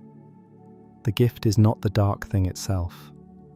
The gift is the capacity to hold the dark thing and the warm thing simultaneously, without one cancelling the other. The gift is the expansion of tonal range. The gift is learning to watch something that is funny and heavy at the same time, and not feel that you have to choose which one to feel. Adventure Time spent 10 seasons teaching this. In the background, in the candy colours, in the warm frame, while being also excellent at every other level it was operating at: the mythology, the character arcs, the music, the adventure, the comedy, the genuine emotional intelligence. 10 seasons. And the dark lore was always there. And the audience always had the option to find it. And finding it made the show more rather than less. It always made the show more. That's the final thing. The dark lore makes Adventure Time more. Not darker. More. More honest. More complete. More real. More true to what the world actually is, which is warm and costly simultaneously, which is built on things it doesn't always discuss, which contains genuine joy and genuine weight in the same frame at the same time. More. The dark lore makes it more. And that's the whole of what I wanted to say tonight. 30,000 words to arrive at. The dark lore makes it more. Thank you for being here. Thank you for sitting through this. Thank you for caring enough about this show to spend this kind of time with someone talking about its dark corners. It means something that you're here. Subscribe if you haven't. It keeps these going, and I genuinely appreciate every person who shows up. And when you can't sleep, when you're lying there with the minimalist furniture in your head, with the snail waving in every episode's background, with the skeleton in Finn's floorboards, and Neddy in the basement, and all the rest of it. That's the right response. The show trusted you to see all of it. And you did. You saw it. Good night. Major expansion. The characters who carry the dark lore in their bodies. There's a category of dark lore I haven't fully addressed yet, which is the dark lore that characters carry, not as information or history, but as physical fact. The things that are true about their bodies, their biology, their nature. Facts that are presented in the show as characterization, and that, examined carefully, reveal something about what the world did to produce them. Simon Petrikov. His body. He is over 1,000 years old, but appears to be in his 40s. This is the Crown's work, the anti-aging property of its magic sustaining him past, when his biology would otherwise have allowed. His body is a record of the Crown's intervention. It kept him alive long past natural limit. When he is Simon, when the Crown is inactive and his natural biology reasserts, he ages rapidly. He dies, essentially. The Crown is what stands between his body and the years it has accumulated. This means that every moment Simon is Simon, His body is the battle between the 1,000 years of accumulated time and the crown's suppression of those years. He exists inside a constant biological crisis, his true age always present and always suppressed. The tension between what he is and what the crown keeps him is present in every cell. When we see Simon in Fiona and Cake, free from the crown, aging normally, the specific quality of his appearance, which Tom Kenny registers in the voice as a kind of careful steadiness, is a man whose body is finally consistent with his history. He is whatever age a person is after 1,000 years. He looks approximately as he always looked because the genetics work the way they work. But the crown is gone, and the artificial suppression is gone, and he is just his body now, carrying all the years without the crown's intervention. This is freedom. It is also, in a specific way, the full weight of 1,000 years landing in a body that is not designed to carry 1,000 years. Jake the dog.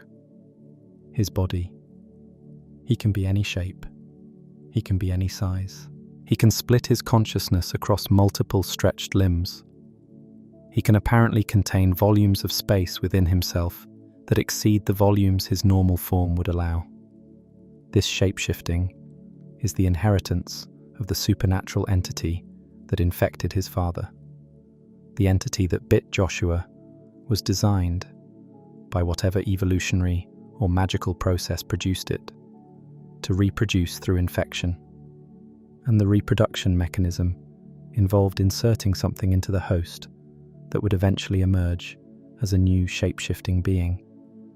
What does it feel like to be Jake's body? The show presents his powers as effortless and joyful, and they are most of the time. He grows and shrinks with delight. He transforms with obvious pleasure.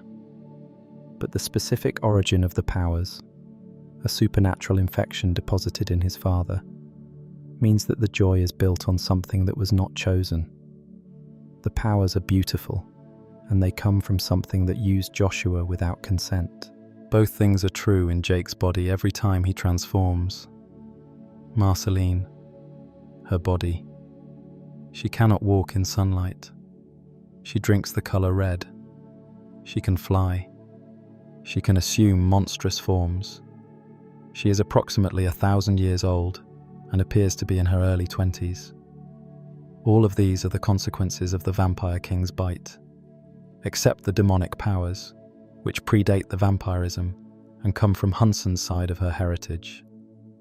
Her body is a palimpsest, human biology on the bottom, demonic modifications from the nightosphere, vampiric transformation from the bite. 3 different kinds of biological history layered on each other, each one a consequence of something that happened to her or to a parent she didn't choose. The inability to walk in sunlight. This is not metaphorical. There are real practical consequences to this. She has to plan her movements around sunrise and sunset. She carries an umbrella. She was stuck under a tree at the start of Fiona and Cake because the umbrella blew away.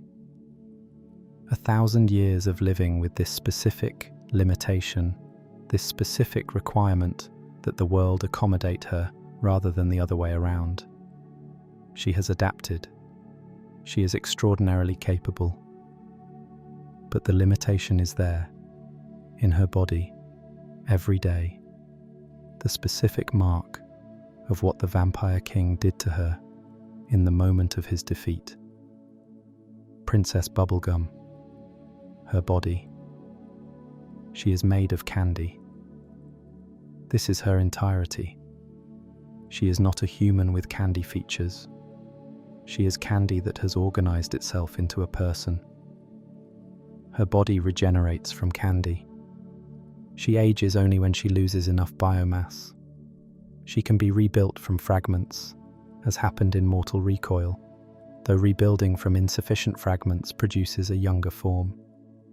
Her body is the kingdom. Literally, the mother gum in the basement is the same substance she is made of. She emerged from it. She is continuous with it. The kingdom's most basic biological substrate is also hers.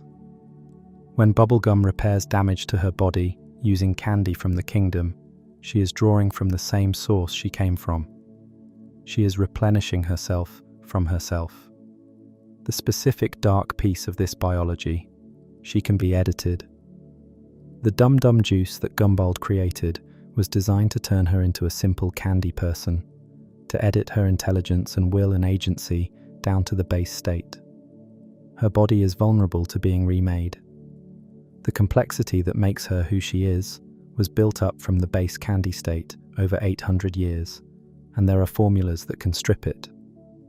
The person she is exists on top of a body that can, in principle, be reduced to something simpler.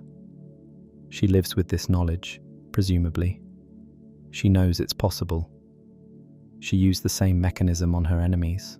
She carries the knowledge of her own reducibility in a body that is currently, through effort and history and accumulated complexity, much more than the base state. The Lich. His body. He wears a human body, the body of the person who was consumed in the mushroom bomb detonation. The bones, the robes, the specific skeletal form that is the show's most recognizable image of him. This body is not alive in any conventional sense. It is sustained by the Lich's magic and will and the specific radiation that feeds him. The human who originally inhabited this body is gone, completely, and the Lich has been using the bones ever since. Walking the same bones that belong to a person, using them to try to extinguish all life, for approximately 1,000 years. The Adventure Time. Wiki notes that the Lich's physical form came into being near the end of the Mushroom War, following the detonation of a mutagenic bomb, where he possessed a person who had been submerged in mutagenic waste. The bones walked into the bomb.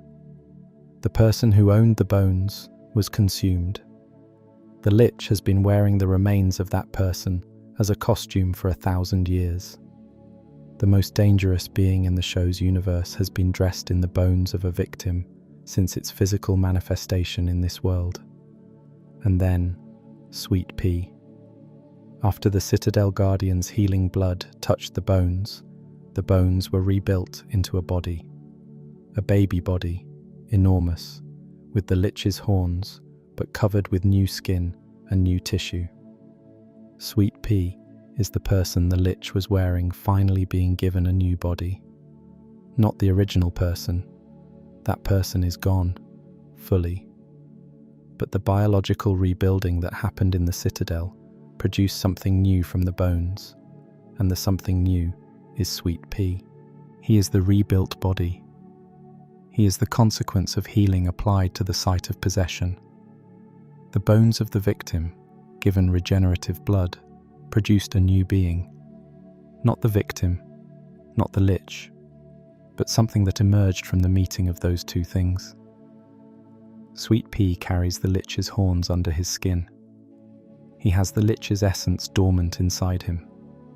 He is the walking evidence that the Lich happened, that a person was consumed, that the bones were used for 1,000 years, that healing blood could transform the bones, but could not erase what they'd been part of.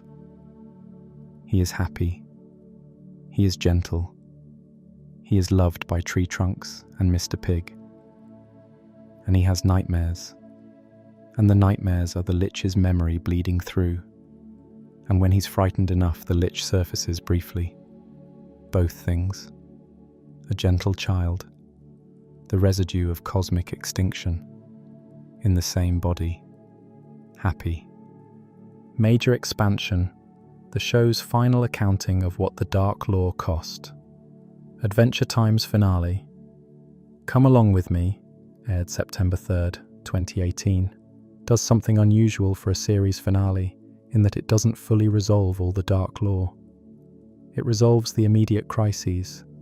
It provides emotional closure for the primary characters. It gives you a flash forward to a future that is hopeful. And then it ends.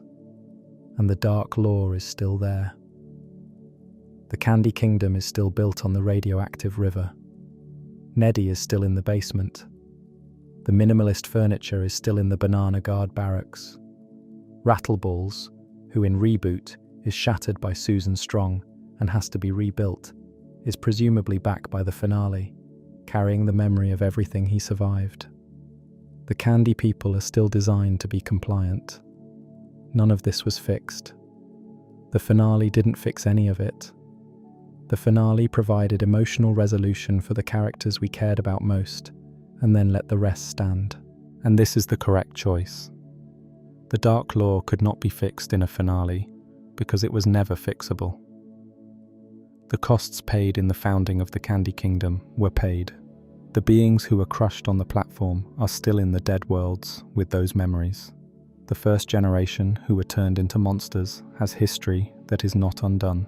What the show could do, and what it did, is show a kingdom and a person, Bubblegum, who had learned something from all of it, who chose in the end to accept that the Candy people would question her authority, who recognized the surveillance state as an overreach, who came to understand that having made the Candy people docile was a mistake she was now living with the consequences of. Learning is not fixing, but it's real.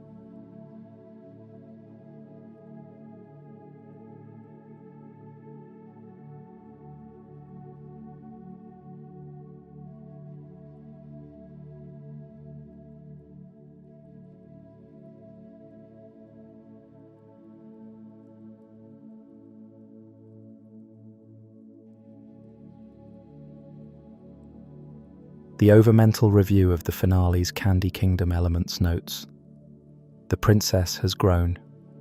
She has. 800 years of building and mistakes and learning and more mistakes. By the finale, she is someone who can accept being questioned. That's the growth, not undoing the past. Changing enough in the present to not repeat the same patterns. That's what growth actually looks like. The dark lore of the finale is that the learning doesn't undo the costs. Bubblegum learned not to create authoritarian surveillance states.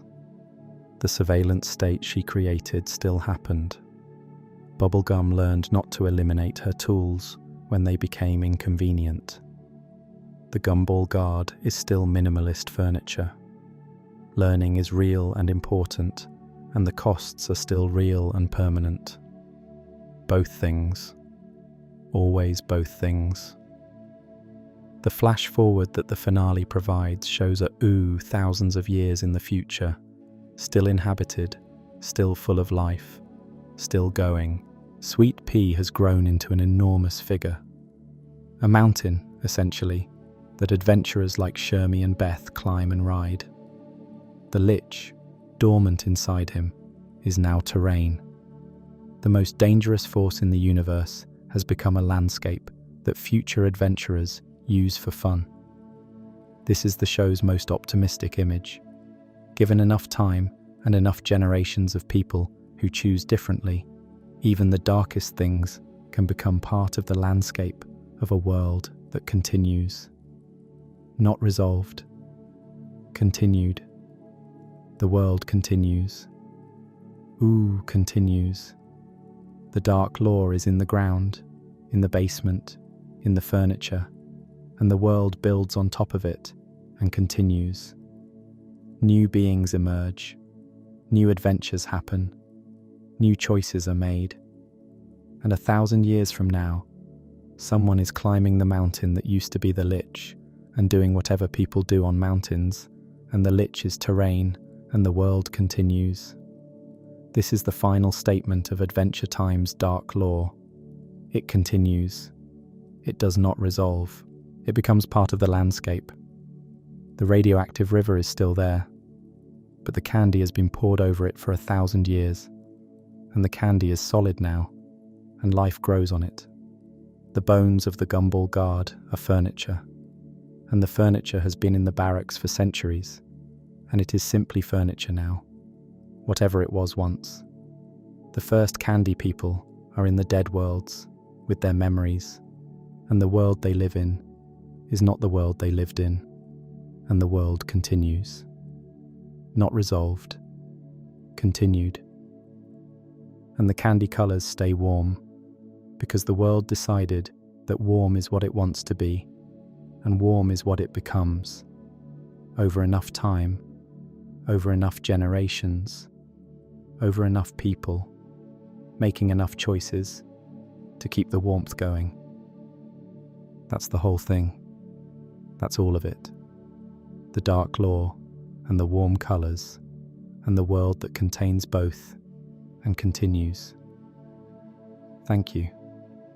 Thank you for 30,000 words. Thank you for staying. Thank you for being the kind of person who cares enough about a cartoon show to spend this kind of time with someone going through its dark corners in detail. Subscribe if you haven't. Keep coming back.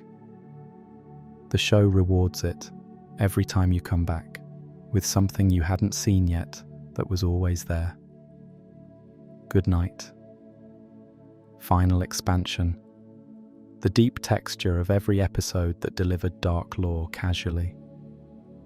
Let me do something different for this final section. I want to go through a selection of episodes that delivered dark lore almost entirely in the margins. Episodes where the dark thing was not the point and was not discussed and was simply there, and talk about what they were doing. Slumber Party Panic. Season 1, Episode 1. The first real episode of the series. The premise is that Finn accidentally reanimates candy zombies and the kingdom is threatened. But what the episode establishes, in its opening, is that the candy people explode when scared. This information is delivered as a logistical problem.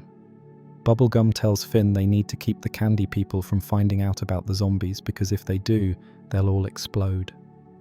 The logistics play out as comedy. The dark lore is embedded in the logistics. The episode that introduces the Candy Kingdom also establishes that its citizens have been designed to be destroyed by their own fear response.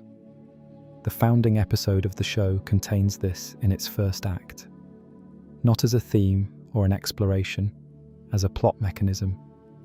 You use the plot mechanism without thinking about what it implies about the world the plot mechanism describes. And then later, when you've accumulated enough context, you go back and the first episode looks different. Henchman. Season 1, Episode 17. Finn becomes Marceline's henchman, terrified of her, and discovers she isn't what he feared. The episode is a gentle comedy about appearances versus reality, the dark lore embedded in it. Marceline keeps a flower alive. This detail, a vampire queen maintaining a potted flower, is played as an endearing revelation about her character. What it also is, taken in context, is a 1,000-year-old woman maintaining something small and living because the small living things are precious to someone who has watched large living things end over and over. The flower isn't dark. The reason the flower matters is the eyes. Season 1, Episode 19. A horse keeps staring at the treehouse at night, preventing Finn and Jake from sleeping. The resolution. The horse is the Ice King in disguise, watching them because he's lonely and doesn't know how to just be around people. Comedy.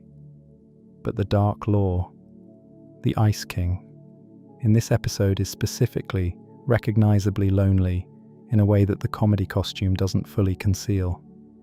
He wanted to be near people. He didn't know how to be near people without the pretense. He put on a horse costume and stood outside someone's window at night because that was the closest he could get to company. This is funny. It is also a precise portrait of a specific kind of isolation. Power Animal. Season 2, Episode 7. Jake loses his motivation, and Finn has to recover it. The comedy involves various people and beings in OO that Jake has helped, who gather to motivate him. The dark lore, The gathering includes beings from across Ooh, who Jake helped at various points, and the episode briefly shows the ecosystem of Ooh's underground economy and social structure. The gnomes who imprisoned Jake, the various magical beings who operate in the margins of the main settlements. The dark lore here is structural rather than specific. Ooh has a whole economy and social layer that exists below the candy-coloured surface, where beings operate in ways that are outside the kingdom's official structure, and this underground is large enough to be relevant to Jake's history. Trouble in Lumpy Space. Season 1, Episode 2. LSP accidentally bites Finn, and the gang has to cure him before he permanently lumps. The Dark Lore, the Lumpy People's Society, glimpsed briefly, operates on a specific social dynamic where transformation, becoming lumpy, is presented as both infectious and permanent. The specific horror of the episode is that transformation is catching and irreversible if not treated. This maps very precisely onto anxieties about contagion and identity loss that the show will return to repeatedly in more developed forms. Trouble in Lumpy Space is the first appearance of transformation as horror in the show, delivered as an adventure comedy. Dungeon. Season 1, Episode 23. Finn goes into a dungeon alone to prove he doesn't need Jake's help. The Dark Lore. The dungeon is full of beings who are there not because they were imprisoned, but because the dungeon is simply where they live. The dungeon's ecosystem includes entities who have no relationship to the original purpose of the structure. It's been there long enough that creatures moved in and established their own societies. The Dark Lore is implied by this ecology. There are structures in Ooh that have been there so long, their original purposes have been entirely overwritten by the lives that accumulated inside them. The dungeon was built for a purpose. That purpose is gone. The structure remains, full of beings who don't know or care what it was built for. Witch's Garden. Season 2, Episode 3. Jake loses his magic when he picks a donut from a witch's garden without asking. The Dark Lore. The witch's enforcement of her rules involves stripping Jake of a fundamental aspect of who he is. The magic isn't a tool Jake carries. It's intrinsic to his biology, his nature. Being stripped of it is being made into a version of himself that is less than what he is. The episode resolves through Jake getting his magic back. But what it gestured at, what it would mean to permanently be the less version of yourself, to have a fundamental capacity taken, is the Dark Lore the comedy temporarily illuminates. Gut Grinder.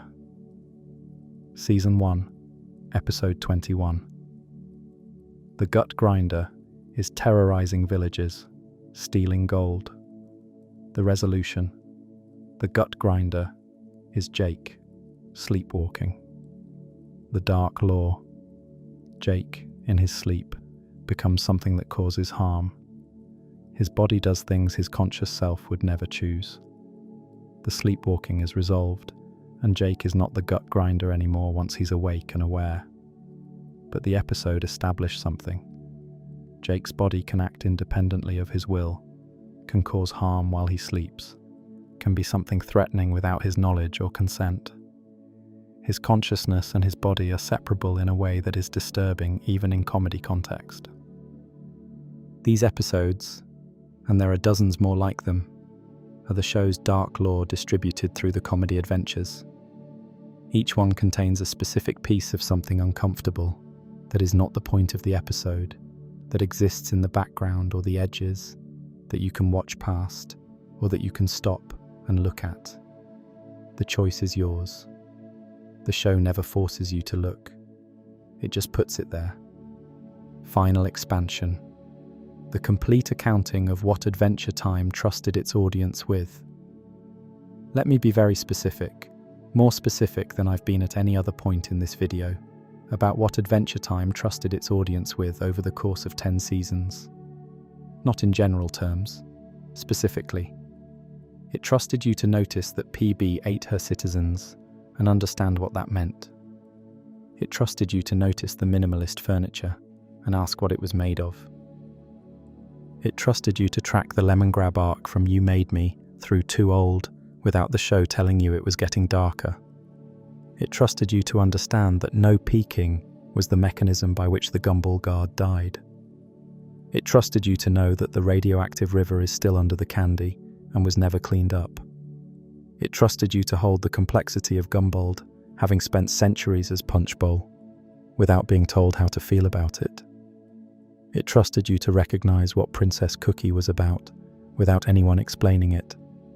It trusted you to understand that Cinnamon Bun and Mr. Cake were someone else once. It trusted you to track what the James clones meant about PB's willingness to create expendable copies of people. It trusted you to understand that Lady Rainicorn's background is a 1,000-year war, and that her relationship with Jake is a transgression of that war's cultural inheritance. It trusted you to notice that the first candy people were turned into monsters and ask where they are now. It trusted you to understand that the dead worlds are full of everyone who paid the costs of the Candy Kingdom's founding. It trusted you to hold all of this, all of it, the full weight of it, while also laughing at the banana guards and enjoying the Jake and Lady romance and caring about whether Finn would be okay. It trusted you to be capable of all of those things simultaneously. And here is the final thing I want to say. The audience was capable of it. The Adventure Time fandom is the evidence that the trust was justified. The analyses that emerged from people who watched carefully, the wiki entries built by people who tracked the lore, the conversations that happened across Tumblr and Reddit and fan forums. All of this is evidence that the audience did what the show trusted them to do. They held the full picture. They noticed the minimalist furniture. They asked where the first candy people went. They understood what no peeking meant. The trust was justified. The audience rose to meet the show. The dark lore was seen. That's 30,000 words of appreciation for a cartoon that trusted its audience. Thank you for every one of those words worth of attention. Thank you for being the kind of audience that the show was trusting. Subscribe. Come back. There's always more. Good night. Final edition. The specific things nobody asks about. There is a list of things in Adventure Time that nobody seems to ask about, even in the most thorough analyses. Let me name them, because they are the dark lore that even the fans who look carefully tend to walk past, and they deserve acknowledgement. Nobody asks where the monsters from the first generation of candy people are now. The first candy people who turned on Bubblegum and were turned into monsters. They existed. They were alive, once, as candy people. And then they were something else. The show has no episode that addresses their current status. They are, presumably, somewhere in Oo. They have been somewhere in Oo for 800 years. Some of them may have died by now. Some may be in the dead worlds. Some may still be alive, carrying 800 years of being a monster that was once a person. Nobody asks about them. The show introduced them in a single sentence of Banana Guard gossip and left them there. Nobody asks what it is like to be a candy person who doesn't know about their own designed compliance. Not philosophically. The show touches on this through the political arc. But experientially, is there a moment in a candy person's life where they almost ask the critical question and then don't? And do they feel the not asking? Is there a presence of the absence of the question? The design that prevents sustained critical inquiry, does it produce anything felt? Or is the prevention so complete that the question genuinely never arises? The show doesn't ask this because the show can't ask this from inside a candy person's perspective. But it's there as an unanswered question. Nobody asks about the Bath Boy gang, Shoko's former employers, the criminal organization that sent her to steal PB's amulet. They existed in the early Candy Kingdom period. They had an operation sophisticated enough to threaten Shoko with death if she abandoned the job. What happened to them? The Adventure Time wiki has no entry exploring their fate. Did the Gumball Guard eliminate them? Did they dissolve naturally? Are they, or their descendants, somewhere in Ooh today? The show introduced them, used them for Shoko's backstory, and left their fate unstated. Nobody asks about the Cosmic Owl's full history. He has been appearing in prophetic dreams for as long as the Adventure Time universe has existed. He has confirmed the accuracy of countless dreams. He carries the weight of every true dream he has ever appeared in, every tragedy he confirmed before it happened, every disaster whose inevitability he ratified with his presence. He has been doing this since before the Mushroom War, presumably since before civilization. He is, in the most specific sense, the universe's witness to every terrible thing it makes inevitable. And he keeps showing up. He keeps confirming. He keeps being the large owl in the room that says, yes, this is going to happen. And then it does. And then he comes back for the next dream. Nobody asks what it was like for the Rainicorns who weren't like Lady's father, the ones who maintained the dog-hating tradition all the way through the wars, who didn't have the debt of gratitude that Bob had, who fought through the millennia of conflict with the full cultural weight of the war behind them. Lady escaped to Ooh and built a life with Jake, and the war ended and the crystal dimension settled. But the beings who were most fully shaped by the war's ideology, who internalized the conflict as their entire cultural identity, they are in the crystal dimension now, in a community at peace, carrying all of that. Nobody asks what that transition looked like for them. Nobody asks what it costs to be a being whose whole cultural inheritance was defined by a war that ended. Nobody asks about the Breakfast Kingdom's history, or the Wildberry Kingdoms, or the Hot Dog Kingdoms. These places exist. They have rulers. They presumably have founding stories, founding costs, founding choices made by beings who had to build something in the post-apocalyptic world. They appear at the royal meetings, at the Candy Kingdom events, in the wider political ecology of Ooh. And nobody has ever made an episode that we've seen about what the Hot Dog Kingdom was built on, what the Breakfast Kingdom cost, what the Wildberry Kingdom's history looks like when you trace it back to the Mushroom War. The show trusted the implication. It built a world full of kingdoms and let the implication do the work. All of them have histories. All of them were built at costs. All of them have their Gumball Guards and their punch bowls and their radioactive rivers in their own specific forms. We see the Candy Kingdom. We trust that the others are also complex, also built on things, also carrying the weight of how they were made. The show trusted that you would extend the implication to the full world and not ask to have it confirmed for every kingdom. This is the final thing about Adventure Time's dark lore. It is generative. It teaches you how to look, and then it trusts you to apply the looking beyond what the show explicitly shows. You learn to ask what the Candy Kingdom is built on, and then you start asking what everything is built on. The minimalist furniture teaches you the question. The question becomes yours. You apply it everywhere. What is this world built on? What did it cost?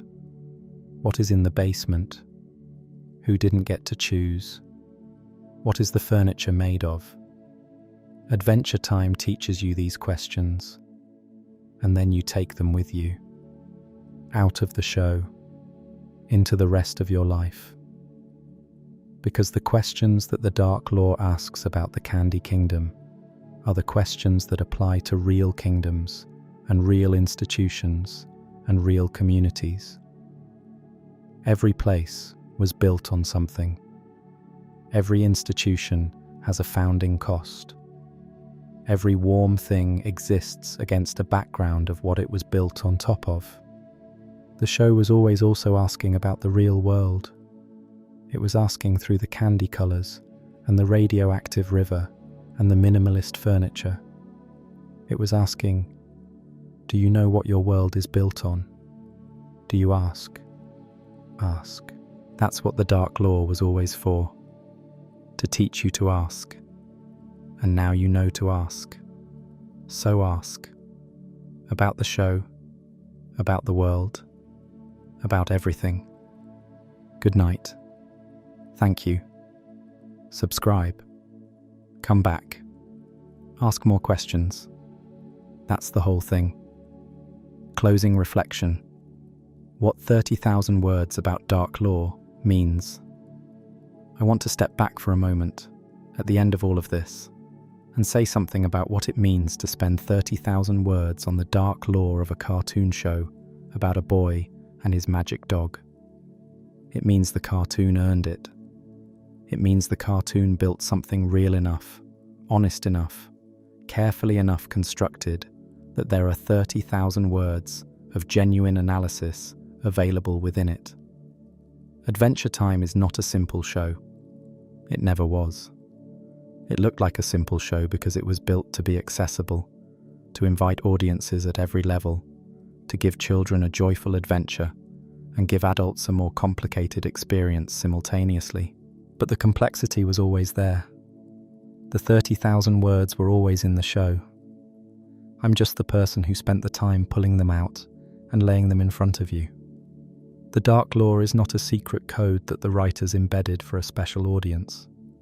It is the full honesty of people who were trying to make something real. Pendleton Ward and his team looked at the world they were building.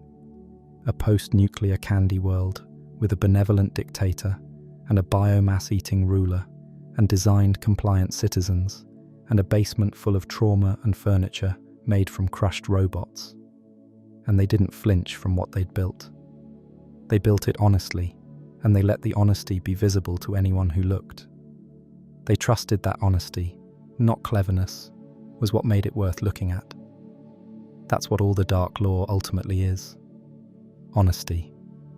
The honest acknowledgement that power costs things, that worlds are built on costs, that warmth and darkness coexist, that created beings have moral weight, that good people make choices with bad consequences, that the consequences outlast the choices, that the dead are somewhere, that the furniture was people once, that Neddy is in the basement, that the river runs under the candy.